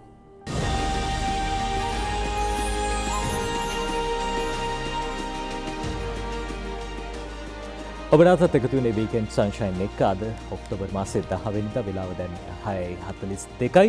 අපි ජාතික පුවත්පත් තොරතුරු බලමින් හිටියේ. අපි ඉක්මනටම තවත් ප්‍රවෘත්ති කිහිපයකට අවධානය යොමු කරමු. අද දිනමින පුවත්පතේ ප්‍රධාන ඡායාරූපය අපි අර කලින් සඳහන් කරපු පුවතට සමගාමීව තමයි මේ ඡායාරූපයත් පළ කරලා තියෙන්නේ. මෙරටට පැමිණ සිටින චීන සමූහාණ්ඩුවේ ඉහළ පෙළේ දූත පිරිසේ ප්‍රධානී යන් ජීචින් මහතා ජනාධිපති ගෝඨාභය රාජපක්ෂ සහ අගමැති මහින්ද රාජපක්ෂ මහත්වරුන් ජනාධිපති කාර්යාලයේදී හා අර්ලිගහ මන්දිරයේදී හමු වෙමින් කියලා මේ ඡායාරූපත් එක්කම වාර්තා කරනවා. විශේෂයෙන්ම ඒ පිළිබඳව අද ඩේලි නිවුස් පුවත්පතත් තොරතුරු වාර්තා කරනවා. ඩේලි නිවුස් පුවත්පතේ ප්‍රධාන සිරස්තලයේ වාර්තා කරන්නේ මේ විදිහට China pledges continuous development cooperation සහයෝගිතාව වර්ධනය කරගන්න අඛණ්ඩව අපේ රටට සහාය ලබා දෙනවා කියලා චීනය සඳහන් කරනවා. ජනාධිපතිතුමන් කියනවා my objectives is to achieve development similar to that of China යනුවෙන් මේ චීනයට සමගාමීව චීනයේ වගේම සංවර්ධනයක් අපේ රටේ ඇති කරන්න තමයි මගේ බලාපොරොත්තුව කියලා ජනාධිපතිතුමන් මේ හමුවීමේදී සඳහන් කරනවා. ඒ අතරේ අගමැතිතුමන් මුණ ගැසුණු මොහොතේදී ශ්‍රී Lanka China will face common challenges together යනුවෙන් අගමැතිතුමන් සඳහන් කළා. ශ්‍රී ලංකාව සහ චීනය පොදු අභියෝග සඳහා එක්ව මුහුණ දීමේ හැකියාව පිළිබඳව අගමැතිතුමන් එහිදී සඳහන් කළා කියලා අද ඩේලි නිවුස් පුවත්පත ඔය විදිහට සඳහන් කරනවා. අපි දිනමින පුවත්පතේ ප්‍රධාන සිරස්තලයට අවධානය යොමු කරමු. අද ප්‍රධාන සිරස්තලයේ දිනමින වාර්තා කරන්නේ හිටපු ඇමති රාජිත හිරුනිකාට ප්‍රාදේශීය සභා මන්ත්‍රීවරුන්ට මේ කළුතර ප්‍රදේශීය ප්‍රාදේශීය සභා මන්ත්‍රීවරුන්ට රජයේ මුදලින් පඩි ගෙව්වා කියලා අද දිනමින මේ විදිහට ලියන්නේ. දෙහිවර වරාය නීතිගත සංස්ථාවේ හිටපු සභාපති දේශපාලන පරිගැනීම් පිළිබඳ ජනාධිපති කොමිසම හමුවේ කියයි කියලා මේ අර මන්ත්‍රී පඩියට අමතරව තවත් පඩි ගෙවලා කියලා තමයි අද දිනමින ওই විදිහට කියන්නේ. රෝෂන් තුෂාර මේ පුවත ලියන්නේ හිටපු ඇමති රාජිත සේනාරත්න මහතා දෙහිවර ඇමතිවරයාව සිටියේදී අත්නෝ මතිකව හා හිතුවක්කාරී ලෙස හිටපු පාර්ලිමේන්තු මන්ත්‍රිණී හිරුණිකා ප්‍රේමචන්ද්‍ර කළුතර නගර සභා සහ ප්‍රාදේශීය සභා මන්ත්‍රීවරුන්ට රැකියා හා තනතුරුදී රජයේ මුදල් මිලියන ගණනින් වියදම් කළ බව දීවර වරාය නීතිගත සංස්ථාවේ හිටපු සභාපති උපාලි ලියනගේ මහතා දේශපාලන පරිගැනීම් විමර්ශනය කිරීමේ ජනාධිපති කොමිසම හමුවේ සාක්ෂි ලබා දෙමින් සඳහන් කළා කියලා අර මේ පිරිස ජනතාව ඉස්සරහට ගියාම කියන්නේ එක දෙයක් අර හරියට නිකන් ඒ වගේ පඩි ගත්තේ නැහැ වගේ තමයි කතාව. හැබැයි ඉතින් දැන් දේශපාලන කොමිසමේදී උපාලි විජේරත්න මහත්තයා මේ උපාලි ලියනගේ මහත්තයා මේ පිළිබඳ තොරතුරු හෙළි කළා කියලා දිනමින අද වැඩිදුරටත් කියනවා. ඔය අතරේ රජයේ මුදල් රෙගුලාසි චක්‍රලේඛ ඉවත දමා යහපාලන ආණ්ඩුව කදිරගම ආයතනයේ මුදල් අවභාවිත කළා කියලා විශේෂ විමර්ශනයකුත් ආණ්ඩුව ආරම්භයි කියලා මහින්ද අලුත්ගෙදර ලියන්නේ. රජයේ මුදල් රෙගුලාසි සහ චක්‍රලේඛ නොසලකා හරිමින් පසුගිය යහපාලන ආණ්ඩුව සමයේදී ලක්ෂ්මන් කදිරගම ආයතනයේ සිදු ඇති රුපියල් මිලියන ගණනක මූල්‍ය අවභාවිතාව සම්බන්ධයෙන් විශේෂ විමර්ශනයක් කිරීමට ආණ්ඩුව තීරණය කළා තියෙනවා කියලා අද ওই විදිහට තොරතුරු වාර්තා කරනවා. ඒ අතරේ දිනමින වාර්තා කරන තවත් වැදගත් කාරණාවක් පහුගිය කාලේ යහපාලන ආණ්ඩුව සමයේ අවධානය යොමු වුණු ප්‍රබලම පුවතක් ඒ දවස්වල ප්‍රවෘත්ති පළ වුණා. මහා ඉහළින් පුවත්පත් මේ පුවත පිළිබඳව වාර්තා කළේ අර මෛත්‍රී ගෝඨාභය ඝාතන තැත හෙළි කළ නාමල් කුමාර කුලියට ගත් පුද්ගලෙක් කියලා පූජිත කියයි කියලා වැඩිදුරටත් තොරතුරු වාර්තා කරන ඒ දවස්වල නාමල් කුමාර ප්‍රබල චරිතයක් වෙලා හිටියා. දැන් පූජිත මහත්තයා කියලා තියෙනවා මේ පුද්ගලයා කුලියට ගත් එක්කෙනෙක් කියලා. හිටපු ජනාධිපති මෛත්‍රීපාල සිරිසේන මහතා සහ හිටපු ආරක්ෂක ලේකම් වත්මන් ජනාධිපති ගෝඨාභය රාජපක්ෂ මහතා ඝාතන තැත හෙළි කළ නාමල් කුමාර යන පුද්ගලයා ජනාධිපති ලේකම් කාර්යාලයේ කුලියට ගත් පුද්ගලෙක් බවත් ඔහු ජනාධිපති ලේකම් කාර්යාලයෙන් වැටුප් ගත අයෙකු බවත් හිටපු පොලිස්පති පූජිත් ජයසුන්දර මහතා පාස්කු කොමිසම හමුවේ කියා සිටියා කියලා මේ කතාවේ ඇත්ත නැත්ත කොහොම වුණත් ඒ දවස්වල ටිකක් හිතලා බලන්න රටක් විදිහට අපි අපේ ගුවන් කාලයේ අපේ පුවත්පත්වල ඉඩකඩ කොච්චර වෙන් කළාද මේ ප්‍රවෘත්ති වෙනුවෙන්. අර දැන් හිතෙනවා මේ දේ අපරාධයක් නේද කියලා ජාතික ධන වේදම් කළා. මේ හැම දෙයක්ම අර එක පුද්ගලයෙක්ගේ වැරදි තීරණයක් හින්දා මේ දේවල් සිද්ධ වුණේ. ඉතින් මේ පිළිබඳව දඬුවම් දෙන්න ඕනේ. දැන් පූජිත මහත්තයා ඒ බව හෙළි කරලා තියෙනවා. වැරදිකාරයන්ට එතුමා වැරදි නම් එතුමට දඬුවම් දෙන්න ඕනේ. නැත්නම් වැරදි කාටද කියලා හොයලා බලලා දඬුවම් දෙන්න කටයුතු කරන්න කියලා අපි කියනවා. කොමිසම් වලින් හෙළි වෙන මේ කරුණු ගොඩක් බරපතලයි. බොහෝ කරුණු හෙළි වෙන පාස්කු ප්‍රහාරයට සම්බන්ධයෙන් අවධානය යොමු වෙලා තිබෙන්නේ. අද දවසේදී පිළිබඳව තොරතුරු වාර්තා කරලා තිබ්බා. ඔය අතරේ මද්‍රව්‍ය ජාවාරම්කරුවෙකු නඩු දිනේ උසාවි ගේන්න බැරිවීම ගැන බන්ධනාගාර කොමසාරිස්තුමන් සමාව අරගෙන තියෙනවා. මද්‍රව්‍ය ජාවාරම් කිරීම සම්බන්ධ විත්තිකරුවෙකු නියමිත නඩු දිනේදී අධිකරණයට ඉදිරිපත් කිරීමට අපොහොසත් වීම සම්බන්ධයෙන් ලිඛිතව අධිකරණින් සමාව ඉල්ලා සිටි බන්ධනාගාර කොමසාරිස් ජෙනරාල් තුෂාර උපුල්දෙනී මහතා මින් ඉදිරියට එවැනි සිදුවීමක් සිදු නොවීමට වග බලා ගන්නා බවට කොළඹ මහාධිකරණයට ලිඛිත පොරොන්දුවක් ලබා දුන්නා කියලා. වැරදි වෙන එක සාමාන්‍ය දෙයක්. ඉතින් සමාව ගන්න එක හොඳ දෙයක්. හැබැයි මේ දේවල් අධිකරණමේ කටයුතු වේ හින්දා හැමදේම ඒ විදිහට සිද්ධ වෙන්න ඕන කියන දේත් අපි මතක් කරනවා. ඒ අතරේ ආණ්ඩුව මද්‍රව්‍ය ජාවාරම්කරුවන් රකින්නේ නැහැයි කියලා අමාත්‍යතුමන් සඳහන් කරන වත්මන් ආණ්ඩුව මද්‍රව්‍ය ජාවාරම්කරුවන් රකින්නේ නැහැ. මද්‍රව්‍ය ජාවාරමට සම්බන්ධ කිසිවෙකු ආරක්ෂා කිරීමට වත්මන් ආණ්ඩුවේ කිසිවෙකු කටයුතු නොකරන බව වාරිමාර්ග හා ආරක්ෂක රාජ්‍ය අමාත්‍ය චමල් රාජපක්ෂ මහත්තයා ඊයේ දවසේ පාර්ලිමේන්තුවේදී සඳහන් කළ. පාර්ලිමේන්තුවේදී විපක්ෂයෙන් ප්‍රබල චෝදනාවක් එල්ල වුණා. රියාද් බදුදීන් මහත්තයාව නිදහස් කරපු ගැන ඒ පිළිබඳව ඇමතිතුමා චමල් රාජපක්ෂ මහත්තයා ඒ පිළිබඳව කරුණු පැහැදිලි කළා පාර්ලිමේන්තුවේදී. අතරේ සෞඛ්‍ය උපදෙස් පිළි නොපැදපු මිනුවන්ගොඩ පොකුරේ සේවකයන්ට වැඩ වරදින ලකුණු කියලා මහින්ද අලුත්ගෙදර ලියන්නේ. මිනුවන්ගොඩ බ්‍රැන්ඩික්ස් කර්මාන්ත ශාලාවේ සේවය කරන මෙතෙක් සෞඛ්‍ය අංශ ලබා දුන් උපදෙස් අනුව ක්‍රියා නොකළ සේවකයන්ට එරෙහිව දැඩිව නීතිය ක්‍රියාත්මක කරනවා කියලා පොලිස් මාධ්‍ය ප්‍රකාශකතුමන් සඳහන් කළා. අපි මීට පෙර දුරකථනයනුත් එතුමන්ව සම්බන්ධ කරගත්ත නියෝජ්‍ය පොලිස්පති අජිත් රෝහණ මහත්මයා එතුමන් සඳහන් කරපු විදිහට දැන් ඇඳිරි නීතිය කඩ කළා අත්අඩංගුවට ගත්ත පිරිස 97ක්. ඒ වගේම වාහන අත්අඩංගුවට අරන් තියෙනවා. ඔය අතරේදී අර දැන් කර්මාන්ත ශාලාවේ සේවය කරපු සේවකයන්ට සෞඛ්‍ය අංශවලට ආරක්ෂක අංශවලට වාර්තා කරන්න කියලා කිව්වා. හැබැයි අර බොහෝ දෙනෙක් කියන කාරණාව තමයි 100ක් විතර තාම ඇවිල්ලා නැහැ වාර්තා කළ නැහැ කියලා. ඊයේ දවසෙත් කාලය ලබා දුන්නා. ඊයේ දවසෙන් කාලය අවසන් වුණා. දැන් ඉතින් තවත් බලන් ඉන්න බෑ. හදිස්සිය හරි වාර්තා වුණොත් එහෙම ඉතින් නීතිමය පියවර අනුගමනය කරයි. අන්තිම මොහොතේ හරි අපි ඔබට කියන්නේ ඔබ තාමත් දන්නවා නම් මේ කර්මාන්ත ශාලාවේ ඔබ සේවය කළා කියලා සෞඛ්‍ය හරි ආරක්ෂක අංශයකට හරි වාර්තා කරන්න. මොකද රටේ ජනතාවගේ මේ ආරක්ෂාව වෙනුවෙන් ඒක බොහොම වැදගත්. සෞඛ්‍ය ආරක්ෂාව වෙනුවෙන් ඒක ගොඩක් වැදගත්. අද දවසේ ඒ විදිහට දිනමින පුවත්පත තොරතුරු වාර්තා කරන අතරදී අපි තවත් පුවත්පතකට අවධානය යොමු කරමු. ලංකාදීප පුවත්පතේ තව ප්‍රවෘත්ති කිහිපයකට තමයි අපි විශේෂයෙන්ම අවධානය යොමු කරන්න සූදානම්. ලංකාදීපයේ තොරතුරු වාර්තා කරලා තිබ්බ මේ වස්කඩුවේදී යතුරු පැදියක ගැටුණු ගිලන් රියේ කොරෝනා සුද්දෝ දෙන්නෙක් අනතුර බලන්න පිරිස පණ එපා කියා දුවති කියලා. අර ටිකක් මේ හොඳ වැඩක් මේක නම් අර හැප්පිච් එක නෙමෙයි හොඳ වැඩේ. සාමාන්‍යයෙන් අනතුරක් හරි මොකක් හරි වුණාම අපේ පිරිස අර මුකුත් බලන්නේ නැතුව බෝම්බයක් වුණත් කමන්නේ බලන්න තමයි එන්නේ. හැබැයි ඉතින් මේ විදේශ ජාතිකයන් දෙන්නට කොරෝනා කියලා දැනගෙන මේ බලන්න ආපු පිරිස පණ එපා කියලා දිව්වා කියලා තමයි අද ওই විදිහට ලංකාදීපය ලියන්නේ. ඒ අතරේ විශේෂයෙන්ම ඊයේ පාර්ලිමේන්තුවේදී අපි සාකච්ඡා වුණු දේවල් පිළිබඳව ඔබට කිව්වා. විමර්ශන නතර කරන්නත් රිමාන්ඩ් දේශපාලකයන් නිදහස් කරන්නත් මෛත්‍රී බලපෑම් කළා කියලා සාගල රත්නායක මහත්තයා ඒවකට නීතිය හා සාමය පිළිබඳ අමාත්‍යවරයා කියපු කතාවක් අද ලංකාදීපයේ ලියනවා. විමර්ශන නතර කරන්නත් රිමාන්ඩ් දේශපාලකයන් නිදහස් කරන්නත් මෛත්‍රී බලපෑම් කළා කියලා. මූල්‍ය අපරාධ සම්බන්ධයෙන් හා ඇතැම් ඝාතන සම්බන්ධයෙන් කටයුතු කරන විමර්ශන නිලධාරීන් හා තමන් ජනාධිපති ලේකම් කාර්යාලයට ගෙන්වා දේශපාලන සම්බන්ධතා ඇති ඇතැමුන් හා ඇතැම් හමුදා නිලධාරීන් සම්බන්ධයෙන් පවතින විමර්ශන නවත්වා රිමාන්ඩ් බහරේ පසුවන්නන් නිදහස් කරන ලෙසට හිටපු ජනාධිපති මෛත්‍රීපාල සිරිසේන මහතා බලපෑම් කළේ යැයි හිටපු නීතිය හා සාමය පිළිබඳ අමාත්‍ය සාගල රත්නායක මහත්තයා කිව්වා කියලා අද ලංකාදීපය ওই විදියට වාර්තා කරනවා. ඒ පිළිබඳ ඉතින් විමර්ශන අංශවල අවධානය යොමු වෙයි කියලා අපි විශ්වාස කරනවා.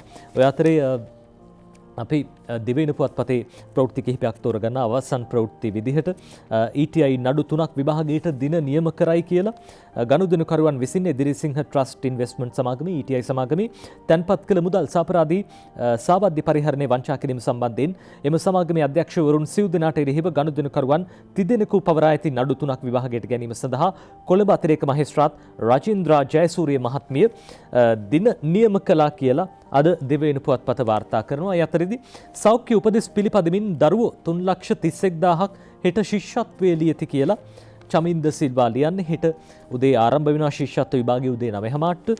පහ ශ්‍රේණියේ ශිෂ්‍යත්ව විභාගය හෙට විභාග මධ්‍යස්ථාන 2936කදී පැවැත්වෙනවා. විභාගය සඳහා දරුවන් 3,31,000ක් දෙනා පෙනී සිටින අතර ඔවුන් සියලු දෙනා සෞඛ්‍ය අංශ ලබා දී ඇති උපදෙස් අනුව විභාගයට පෙනී සිටිය යුතු යැයි සඳහන් කරනවා කියලා වැඩිදුරටත් දිවයින පුවත්පත කියනවා. ඒ අතරේ ශිෂ්‍යත්ව විභාග ප්‍රවේශ පත්‍රයට ඇඳිරි නීති බලපත්‍ර බලය ලබා දෙනවා කියලා තියෙනවා. අද දවසේ ওই විදිහට දිවයින පුවත්පත තොරතුරු වාර්තා කරන්නේ. අපිට පුළුවන් අද දිවයින පුවත්පතේ ඒ තොරතුරුත් එක්කම කාටුන් වලට අවධානය යොමු කරන්න. ඊට කලින් අපි සූදානම් කෙටි විරාමයක් ලබා ගන්න. විරාමයෙන් පස්සේ අපි බලමු අද දවසේ කාටුන්.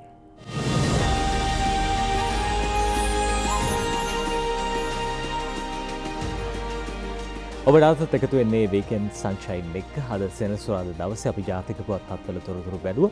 බොහෝ තොරතුරු වාර්තා කරලා තිබ්බා ජාතික පුවත්පත්. අපි දැන් සූදානම් කාටුන් බලන්න. අද දවසේ උපහාසයේ සිනහව කැට කරගත්ත කාටුන් මොනවද? අපි සූදානම් මුලින්ම ඩේලි මිරර් පුවත්පතට අවධානය යොමු කරන්න. ඩේලි මිරර් පුවත්පතේ අද ගිහාන් ඩිචිකේරා අඳින කාටුනේ තමයි මේ බලන්න.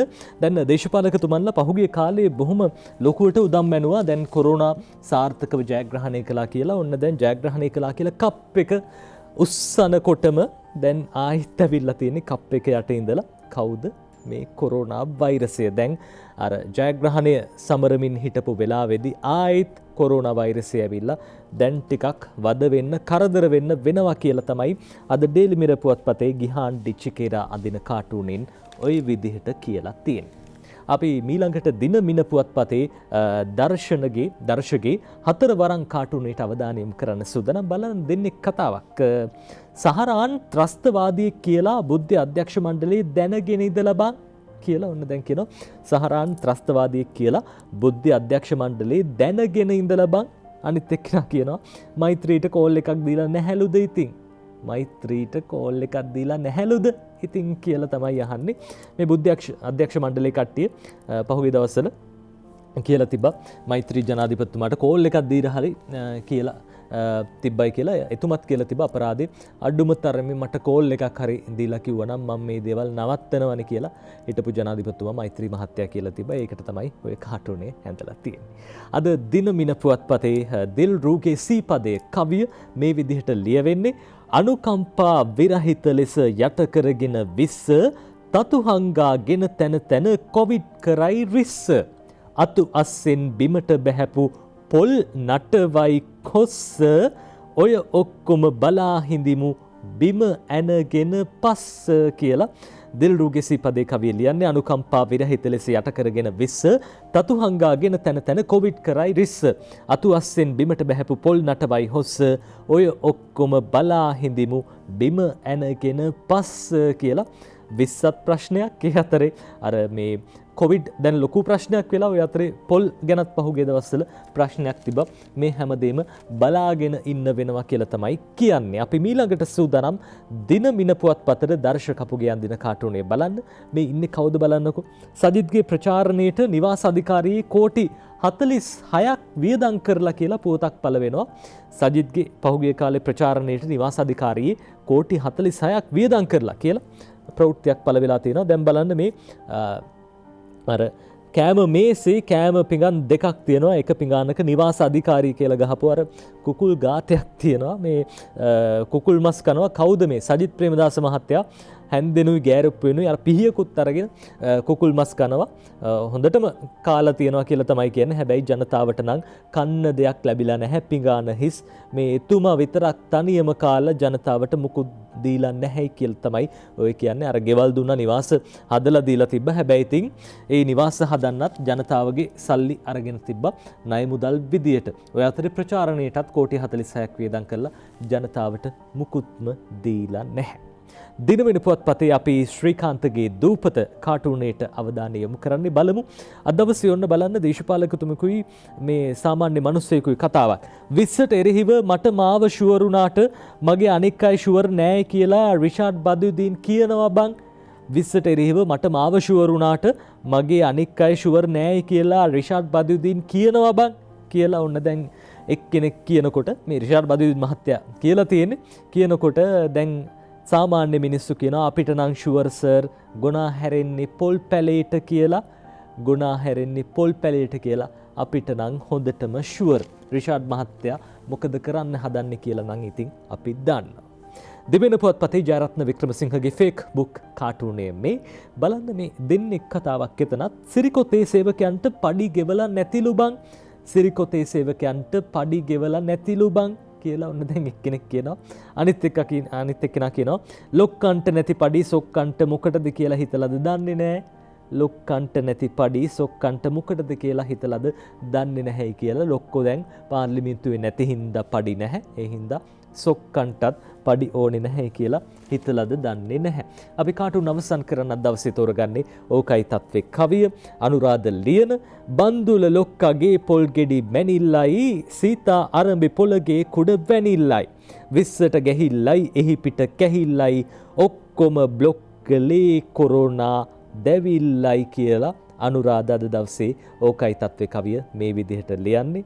මේ හැම ප්‍රශ්නයක්ම යට ගිහිල්ලා දැන් ඇවිල්ලා තියෙන්නේ කොරෝනා ප්‍රශ්නේ. කොරෝනා ප්‍රශ්නේ ජය ගන්න ජනතාව විදිහට අපි හැමදෙනෙක්ම පරිස්සමින් කටයුතු කරමු. අපි සූදානම් කාටුන් වලින් විරාමයක් ගන්න. විරාමෙන් පස්සෙත් ඔබව මුණ ගැහෙන්න අපි සූදානම් වීකෙන්ඩ් සන්ෂයින් තුල.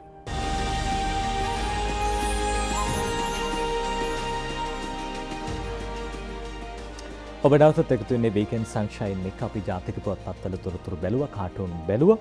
ඒ අතරදී ඔබට නැවතත් අපි මේ දේවල් මතක් කරන්නේ මේ බය කරන්න නම් නෙවෙයි. හැබැයි බය වෙන එක ගොඩක් හොඳයි. ඒකට හේතුව මේ COVID-19 කොරෝනා වෛරසෙන් ආරක්ෂා වෙන්න බය කියන දේ ටිකක් වැදගත්. මොකද බය වුණාම තමයි ආරක්ෂා වෙන්න අපි මේ වැඩිපුර අවධානය යොමු කරන්නේ. දැන් මේ මොහොත වෙනකොට අපේ රටෙන් වාර්තා වෙන තොරතුරු අනුව කොරෝනා ආසාදිතයන් 4523 දෙනෙකු වාර්තා වෙලා තියෙනවා. දැන් රෝහල්වල ප්‍රතිකාර ලබන පිරිස 1214ක්.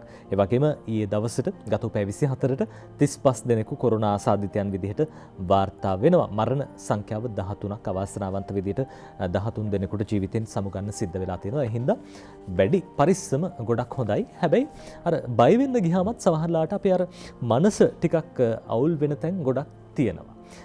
මනස නිරෝගීව තබාගන්නේ කොහොමද? අද දවස ගැන කතා කරනකොට විශේෂයෙන්ම අද ඔක්තෝබර් මාසේ 10 වෙනිදා ලෝක මානසික සෞඛ්‍ය දිනය. ඒ හින්දාම මානසික සෞඛ්‍ය පිළිබඳව වැඩියෙන් කතා කරන්නට අපි සූදානම්. අපි මැදිරියට ආරාධනා කළේ බොහොම විශේෂ චරිතයකට. එතුමන් අද දවසේ අපිත් එක්ක එකතු වෙන්නේ ලයිෆ් ආයතනයේ විධායක අධ්‍යක්ෂ මනෝවෛද්‍ය එන් කුමාරනායක මහත්මයා. ඔබතුමන්ට සුබ උදෑසනක් ප්‍රාර්ථනා කරනවා.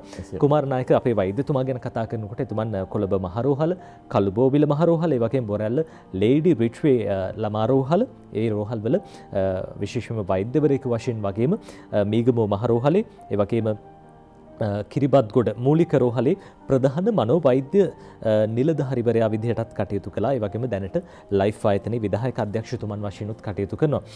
කුමාරනායක මහත්මයා, මේ දැන් අපි මේ ගත කරන කාල සීමාවත් එක්කත් බැලුවම ටිකක් මානසික සෞඛ්‍ය ගැන වැඩියෙන් හිතන්න වෙලා තියෙනවා. මනස යහපත්ව නිරෝගීව පවත්ව ගන්න එක අර ප්‍රතිශක්තියටත් බොහොම වැදගත්. සාමාන්‍ය කුමාරනායක මහත්මයා, මේ මානසික සෞඛ්‍ය කියන හැඳින්වෙන්නේ ඇත්තටම මොකක්ද? මානසික සෞඛ්‍ය හොඳයි කියන්නේ අර මානසික ලෙඩක් නැහැ කියන එකමද? මොකක්ද ඇත්තට?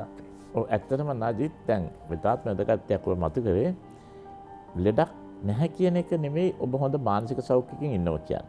ඕන කෙනෙක් කියන්න පුළුවන් නෑ මට ලෙඩක් නෑ. මගේ මනස හොඳයි. නෑ ඇත්තටම නෑ. ලෝක සෞඛ්‍ය සංවිධානය කියනවා මානසික සෞඛ්‍ය කියන්නේ ඔබට ලෙඩක් නැහැ කියන එක නෙවෙයි, සමාජීය මානසික වශයෙන් ඔබ කොච්චර සාර්ථක පුච්චලයක්ද සමාජය තුළ කියන එකෙන් තමයි ඔබ හොඳ මනසක් තියනවද නැද්ද කියලා තේරෙන්නේ. එතකොට මෙතන නජිත් ඊටම වැදගත් දෙයක් තියෙනවා. දැන් අපේ මනසට අර බර්ටන් රසල් දාර්ශනිකයෙක් කියනවා man is unhappy because of his views, his ethics and his mistaken habits, his thoughts කියලා. කියන්නේ අපේ සිතුවිලි, ඊළඟට අපේ හැසිරීම, අපගේ ක්‍රියා ඔබතුමා කිව්වාගේ දැන් අපි කොහොමද කියලා සමාජය තුළ හැසිරෙන්නේ, අපි ක්‍රියාත්මක වෙන්නේ, මිනිස්සුත් එක්ක ගනුදෙනු කරන්නේ, මේ සියල්ලම අපේ ආකල්ප, ඊළඟ ඇදහිලි, මේ සියල්ලම එකතු වෙලා තමයි හොඳ සෞඛ්‍යයක ඔබ ඉන්නවද නැද්ද කියන එක තීරණය වෙන්නේ. නැත්තම් කිව්වොත් මට නම් කිසිම ලෙඩක් නැහැ, මම හරිම නිරෝගී කියලා ඇත්තටම වැරදි. දැන් මේක කොහොමද අපි තව ගැඹුරින් තේරුම් ගන්නේ නැදි? මේ පුංචි කතාවට ගියොත් තමයි ඔබට තේරෙන්නේ. දැන් අද ලෝකයේ වැඩියෙන්ම පැතිරිලා තියෙන මානසික රෝග අතර ගත්තොත් එහෙම අපි දන්නවා මානසික අවපීඩනය, මානසික ආතතිය තමයි ප්‍රධානම ස්ථානයකට ඇවිල්ලා තියෙන්නේ. දැන් මානසික අවපීඩනය ගත්තොත් එහෙම නදිත් ලෝකයේ සියලුම අසනීප වලින් දෙවෙනි ස්ථානට ඇවිල්ලා තියෙනවා. ඒ කියන්නේ ක්ෂය රෝගෙද, හෘදයාරෝගයද මේ සියල්ලම දෙවෙනි තැනට ඇවිල්ලා තියෙන මානසික අවපීඩනය. අර මුළු මහත් ලෝකෙම කතා කරන දෙයක් බවට පත් වෙන ලෝක සෞඛ්‍ය සංවිධානය මේ පිළිබඳව සඳහන් මෙන්ටල් ડિප්‍රෙෂන්. විශේෂයෙන් මේ දවස්වල කොවිඩ් එක්ක දැන් ඇමරිකාව වගේ රටවල් වල සමීක්ෂණය කරලා තියෙන 70%ක් පමණ ජනතාව දැඩි මානසික ආතතියකට ගිහිල්ලා කියලා. ලංකාවේ ඒ ගැන නිසි සංඛ්‍යාලයකන තවම අපිට ලැබිලා නැහැ. දැන් මම ඔබට කියන්න යන්නේ අපි ආකල්ප අපි ලෙඩ වෙන්නේ කොහොමද? අපි පුරුදු අපි ලෙඩ වෙන්නේ කොහොමද? අපේ විශ්වාස ලෙඩ වෙන්නේ කොහොමද? මේ සිතත් එක්ක තමයි මේ ගනුදෙනුව යන්නේ. මනෝ පුබ්බංගමා ධම්මා. ඔබේ සිත තමයි ඔබ කොච්චර නිරෝගීව තියාගන්නව නැද්ද කියලා තියෙන වෙන්නේ. මම පුංචි කතාවක් ඇසෙන මේක ඔබට විස්තර කරන්නම්, එතකොට තේරෙනවා. දැන් මගේ ළඟට එනවා අපි හිතමු ඔහු නිමල් කියලා. ඔහු ව්‍යාපාරිකයෙක්. ඔහුගේ රස්සාව තිබුණේ මේ ස්පෙයා පාර්ට්ස් වෙන ඔයකුත් මේ වාහන වල කොටස් ගෙනලා ලංකාවේ විකුණන එක. නිතරම ඔහු සිංගප්පූරුවට යනවා. මෙහෙම සිංගප්පූරුවට ගිහිල්ලා ආපු දවසක ඔහුගේ බෑග් එක පරීක්ෂා කරලා ඒක තියෙන ඒවා හදන්න නිතරම බිරිඳ තමයි පරීක්ෂා කරන්නේ. බිරිඳ මේ මගේ ළඟට ආපු කතාවක් මම කියන්නේ. බිරිඳ පරීක්ෂා කරනකොට මේක ඇතුලේ තිබිලා කොන්ඩම් දෙකක් අහු වෙනවා. හරි. අහුනාට පස්සේ ඔන්න එදා ඉඳන් දැන් ෆයිට් එක. මොකද්ද මෙතන විශාල ඊර්ෂ්‍යාවක් ඇති වුණා. ඊළඟ විශාල සැකයක් ඇති වුණා බිරිඳට. හැමදාම තමුසට කොහොමද මේ බෑග් එක ඇතුළට ආවේ? දැන් හැමදාම හැතුනේ උදේට ෆයිට් එක. මෙහෙම දිගටම ගෙදර රණ්ඩුවට යනකොට ටික කලක් යනකොට බිරිඳට මෙන්න මේ ලක්ෂණ පහ වුණා. මාසයක් විතර උදේ නැගිට්ටත් හස්බන්ඩ් කියන උදේ නැගිට්ටත් රණ්ඩු වෙනවා. මං ගෙදර ආවත් රණ්ඩු වෙනවා. ඔබට කොහොමද මේ වායිද මේ තමන්ගේ මේ නිමල් කියනවා මේ ස්වාමියා කියන නෑ මේ මගේ යාළුවෙක්. මගේ යාළුවෙක් තමයි මේක දාන්න නැත්තේ මම නම් නෙවෙයි මේ කොන්ඩම් මේ මගේ බෑග් එකට එන්න විදියක් නෑ කියලා. මෙහෙම යනකොට ලස්සන දෙයක් සිදු වෙනවා. දැන් මේ බිරිඳට ළමයිත් එක්ක තරහ යනවා. මොකද බලන්න මේ ලක්ෂණ ටික. නිින්ද යන්නේ නැති වෙනවා. උදෑසන නිින්දෙන් අවදි වෙනවා. ගෙදර වැඩ ටික කරගන්න බැරි වෙනවා. නිතරම ජීවිතේ වැඩක් නැහැ කියලා සිතුවිලි එන්න පටන් ගන්නවා. ඊළඟට දකින්න දැන් වෙනද ලස්සනට කුස්සිය තියාගන්නවා. එහෙම නැත්නම් ගෙදර තියාගන්නවා මල් බවන. ඒ හැම එකම නවතිනවා. දැන් එයාට ජීවිතේ එපා වෙනවා. මෙන්න මේ අවස්ථාවෙන් තමයි මගේ ළඟට එක්කන් එන්නේ. දැන් මොකද්ද මේ ඇයට වෙලා තියෙන්නේ? ඇය දැඩි මානසික අවපීඩනයකට ගිහිලා තියෙනවා. ඇයි මේ ගියේ? සැකය සහ ඊළඟට මොකද්ද හේතුව? විශ්වාසය නැතිවීම, සැකය, ඊළඟට ඊර්ෂ්‍යාව. දැඩිම ඊර්ෂ්‍යාව, ලිංගික ඊර්ෂ්‍යාව තමයි දැඩිම ඊර්ෂ්‍යාවලින්. එතෙන් මගේ ළඟට ආවම දැන් මම බිරිඳ වෙනම ගත්තා, මම ස්වාමිය වෙනම ගත්තා. නිමල් වෙනම ගත්තා ස්වාමිය. ඇත්තට නිමල් ඇවිල්ලා කියන ડોක්ටර් ඇත්තම කතාව මම කියන්නම්. දැන් ඔය සිංගප්පූරුවට ගියාම මිනිස්සු පුරුදු වෙලා ඉන්නවා. ඒකේ ඉන්න නොයෙකුත් එම් ගණිකා නිවාස තියෙනවා. ඒ වගේ සිංගප්පූරු වගේ රටක ඒවා නිකන් නිත්‍යානුකූලව පවත්වාගෙන තැන් තියෙනවා. ඇත්තටම එවැනි තැනකට මම ගියා. නමුත් මට මෙතන වැදගත්ම දේ මේ සිද්ධිය ආරම්භය මට මගේ පවුල කඩාකප්පල් කරගන්න අවශ්‍ය නැහැ. මගේ බිරිඳගෙන් අයින් වෙන්න අවශ්‍යතාවයක් නැහැ. මට දැන් හිතා ගන්න බැරි එක දෙයක් තියෙන මෙතන තමයි මනෝවිද්‍යාත්මක කරුණ. මගේ බිරිඳට මෙච්චරම තරහ යන්නේ ඇයි? දැන් ඇයි මෙච්චර මේ දරුවන් එක්කත් රණ්ඩු වෙන්නේ ඇයි? දැන් එයා කියනවා වෙනද අමතක වෙනවා නිතරම.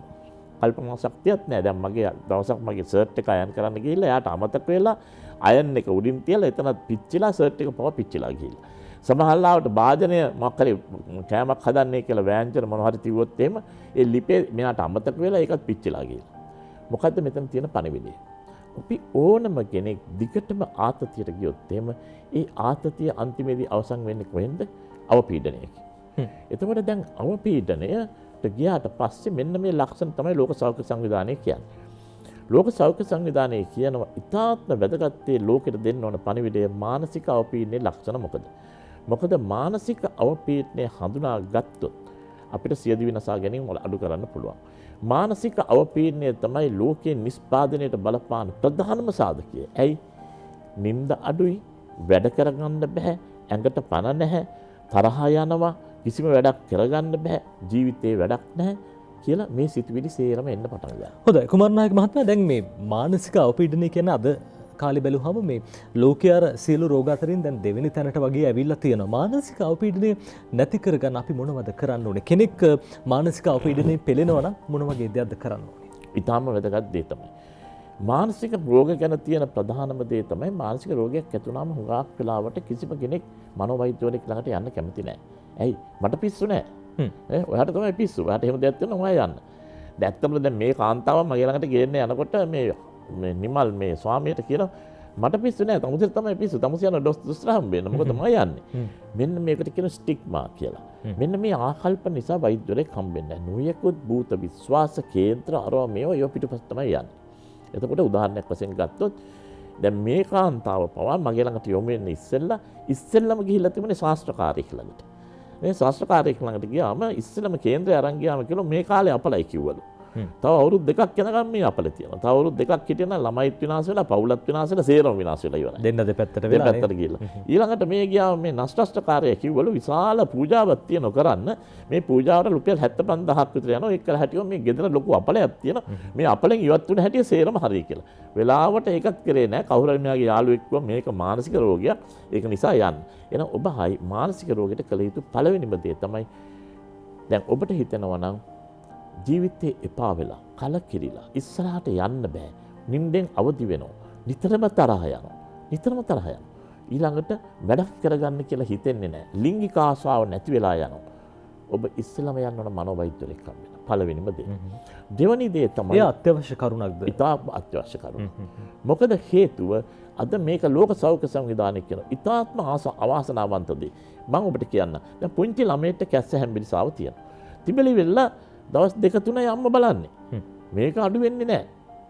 වෛද්‍යවරයෙක් ළඟට එක්කන් යනවා. ඒ තරම් ඒ ගැන විශ්වාසයක් තියෙනවා. ඒක නිසා අද වෙනකොට මේ මරණ අනුපාත සේරම අඩු වෙලා දරුවන්ගේ මරණත් අඩු වෙලා ඉක්මනින් මේ අසනීපය සුව වෙනවා.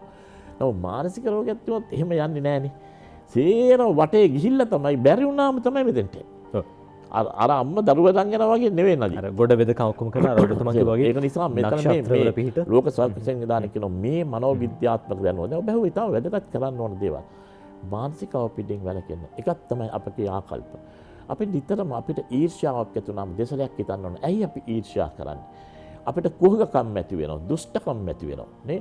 අපි අනුන් විවේචනය කර ඉන්න බලන්න. දැන් බලන්න ආයතනයට ගියාම කී දෙනෙක් අනුන් විවේචනය කරා. මම රාජ්‍ය ආයතනයක සෑහෙන කාලයක් වැඩ කරපු පුද්ගලෙක්. මම දැකලා තියෙන්නේ. ඔව්. අපිට මොහොතක් දෙන්න වයිතුමා අපි විරාමයක් ගන්න ඕනේ වෙලා බලන්නත් ඕනේ. අපි කතා කරන්න සූදානම් තව බොහෝ දේ මේ විරාමෙන් පස්සේ.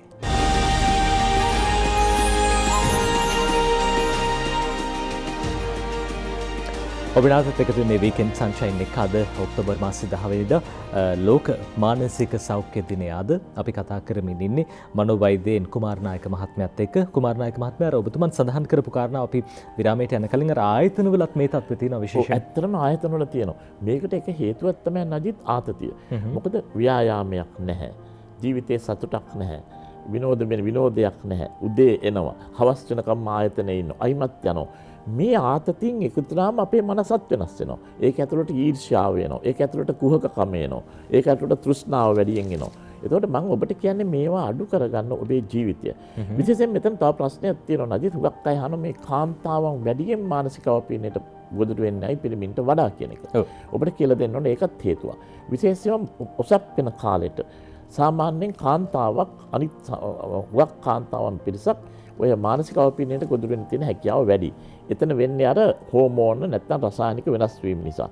ඊළඟට දරුවා හම්බ වුණාට පස්සේ postpartum depression කියනවා. දැන් දරුවෙක් හම්බ වුණාට පස්සේ දරුවා බලා ගන්න බෑ. දරුවත් එක්කත් තරහ යනවා. වටේ ඉන්න කට්ටියත් එක්කත් තරහ යනවා. නිින්ද යන්නේ නැහැ. සාමාන්‍ය විශේෂයෙන් පළවෙනි සති 6 තුල එහෙම නැත්නම් පළවෙනි අවුරුද්ද තුල මේ ඇති වෙන මනසේ වෙනස්කම් අපි කියන postpartum depression කියලා. ඊටාම වැදගත් දෙයක්. ඔබ මානසික අවපීඩනයට ගියොත් එහෙම දරුවා හම්බ වුණාට පස්සේ තව ඊටාම වැදගත් දෙයක් තියෙනවා නදිත්. දැන් ඔය මේ ඔසප්පීම් නැවතුන කාලේ ආර්ථහරණය ඒ කාලෙදී ඇති වෙන ඊස්ට්‍රජන් හෝමෝනේ වෙනස් වීම ප්‍රොජෙස්ටරෝන් වෙනස් වීම නිසා ඒ කාලෙත් මානසික අවපීඩනයට ගොදුරු වෙන්න පුළුවන්. දැන් උදාහරණයක් වශයෙන් මගේ ළඟට එක කාන්තාවක් කියන අවුරුදු 55ක් ටීචර් කෙනෙක්. ඇත්තටම මේ ටීචර් මං ප්‍රෝග්‍රෑම් එකක් කරාට පස්සේ ඉස්කෝලේ එක විදුහල්පතිතුමිය තමයි ඒවල තිබුණේ ලියුමක් දීලා. මේ ටීචර් හරි හොඳයි. ඉස්සර මෙහෙම නෑ. දැන් හරියට තරහ යනවා. දරුවන් එක්කත් තරහ යනවා. වෛද්‍යතුමිය පොඩ්ඩක් බලන්න කියලා. ඇත්තටම මේ කාන්තාවට තිබුණේ ආර්ථහරණයේ කාලේ නැත්තම් ඔසප්පීම් නැවතින කාලේ අර හෝමෝන වෙනස් වීමත් සමග ඇති වෙන මානසික අවපීඩනය. ඒ නිසා කාන්තාවක් පිරිමින්ට වඩා මානසික අවපීඩනයට ගොදුරු වෙන තියෙන හැකියාව වැඩි. විද්‍යාඥයෝ කියන මනෝවිද්‍යාඥයෝ කාන්තාවන් 4 දෙනෙක්ගෙන් එක්කෙනෙක් මානසික අවපීඩනයට ගොදුරු වෙනකොට පිරිමින්ගෙන් 8 දෙනෙක්ගෙන් එක්කෙනෙක්.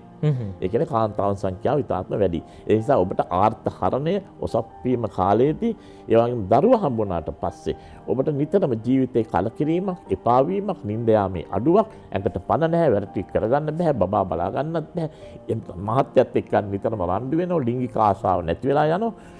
මේක මානසික අවපීඩනයේ ලක්ෂණයක් වෙන්න පුළුවන් කියලා ඔබට මතක් කරන්න ඕන. හොඳයි වෛද්‍යතුමා මේ දැන් කොයි වගේ ප්‍රතිකාරද මේ වගේ රෝගියෙක්ට ලබා දෙන්නේ? විශේෂයෙන්ම දැන් කෙනෙක්ට හිතෙන්න පුළුවන් දැන් ඇඟේ තියෙන කායික රෝගයක් නම් අපිට සැත්කමක් කරලා නැත්තම් බේතක් බීලා හරි මේ දේ සුව කරගන්න පුළුවන් කියලා. හැබැයි මානසික රෝගයක් කියන්නේ ඊට වැඩිය වෙනස්.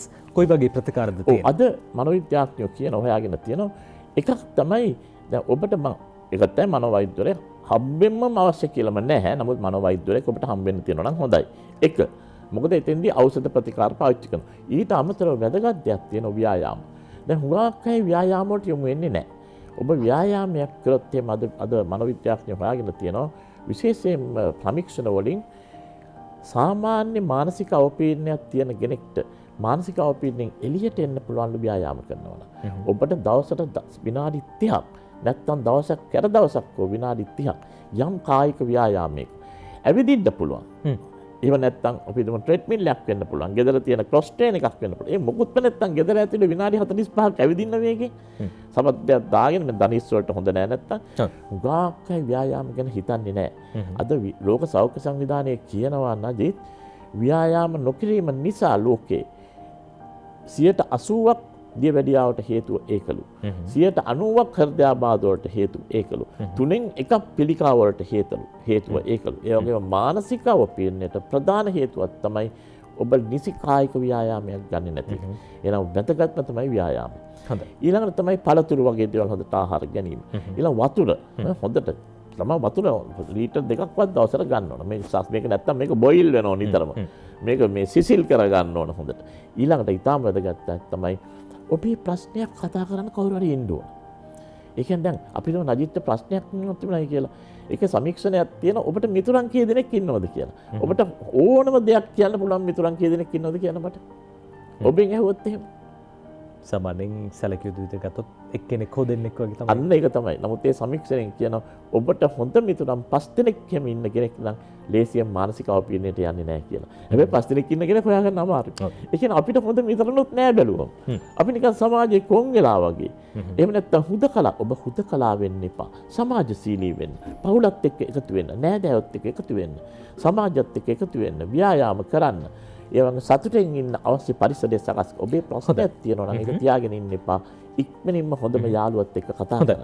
කුමාරනායක මහතා අපිට මේ වෙලාව බොහොම සීමිතයි. තව විනාඩියක් වගේ තියෙන්නේ. අවසාන වශයෙන් දැන් මේ දවස්වල පුංචි දරුවෝ දැන් හෙට ශිෂ්‍යත්ව විභාගයට මුහුණ දෙනවා. අනිද්දා උසස් පෙළ විභාගය ආරම්භ වෙනවා. මේ ගත කරන්නේ කොරෝනා කාල සීමාවක්. මොන වගේ දෙයක්ද මනස හදාගන්න කරන්නේ? අපේ අවසාන වශයෙන් ඊටම වැදගත් තමයි අම්මලට කියන්නේ දරුවා බය කරන්න එපා. දරුවත් එක්ක යාළුවෙක් එක්ක ඉන්න. හුඟක් මම ලස්සන කතාවක් කියන. හුඟක් වෙලාවට නජිත් මෙතෙන්දී ඇති වෙන පීඩනය තමයි අම්මගේ මූණ. නේ දරුවා දකින්න උදේ නැගිට පාඩම් කරන බය වෙච්ච අම්මා, ආතතියට ගියපු අම්මා, ડિප්‍රෙෂන් එකට ගියපු අම්මා, ළමයා තවත් බය වෙනවා. දරුවගේ යාළුවෙක් වගේ ඉන්න, දරුවා හොඳට ආහාර ගන්නවද බලන්න, දරුවා හොඳට වතුර බොනවද බලන්න. විභාගය ගැන කතා කරන්න එපා. යාළුවෙක් වගේ ඉඳන් අපි යමු කියලා බොහොම සරල විදියට මේ දවස්වල දරුවත් එක්ක ඉන්න. මම දරුවා මතර මෙන්නම කතා කරන්න ඕන මාතෘකාවක් ඔබ කියන්නේ මම දරුවා මෙවැනි දාස් ගානක් බලලා තියෙනවා. ප්‍රධාන වශයෙන්ම මේ ආත්‍රිතට වගේ කියන්න ඕන අම්මලා ඊළඟට ගුරුවරු. ගුරුවරයා විශාල බලාපොරොත්තු. මේ දරුවා නම් ශිෂ්‍යත්වයේ පළවෙනියට එයි. මේ දරුවා නම් හොඳ ඉස්කෝලේකට යන හොඳම ලකුණු ගනි. මෙවැනි බීතීන් දරුවා තුළ නිර්මාණය කරන්න එපා කියලා.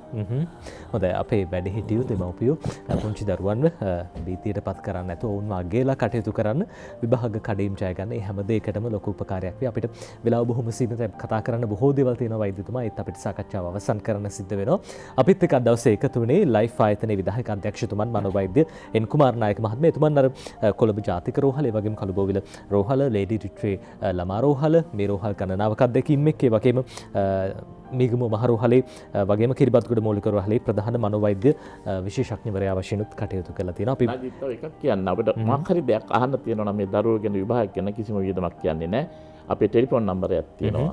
හොඳයි ඔබට පුළුවන් සම්බන්ධ වෙන්න මෙතුමා සමගින් 077 83 13 991 07667 605 205 077 831 399 1 0767 605 205 මේ දුරකථන අංක දෙකෙන් අපි වෛද්‍යතුමන් එන් කුමාරනායක මහත්මයාත් එක්ක සම්බන්ධ වෙන්න පුළුවන්.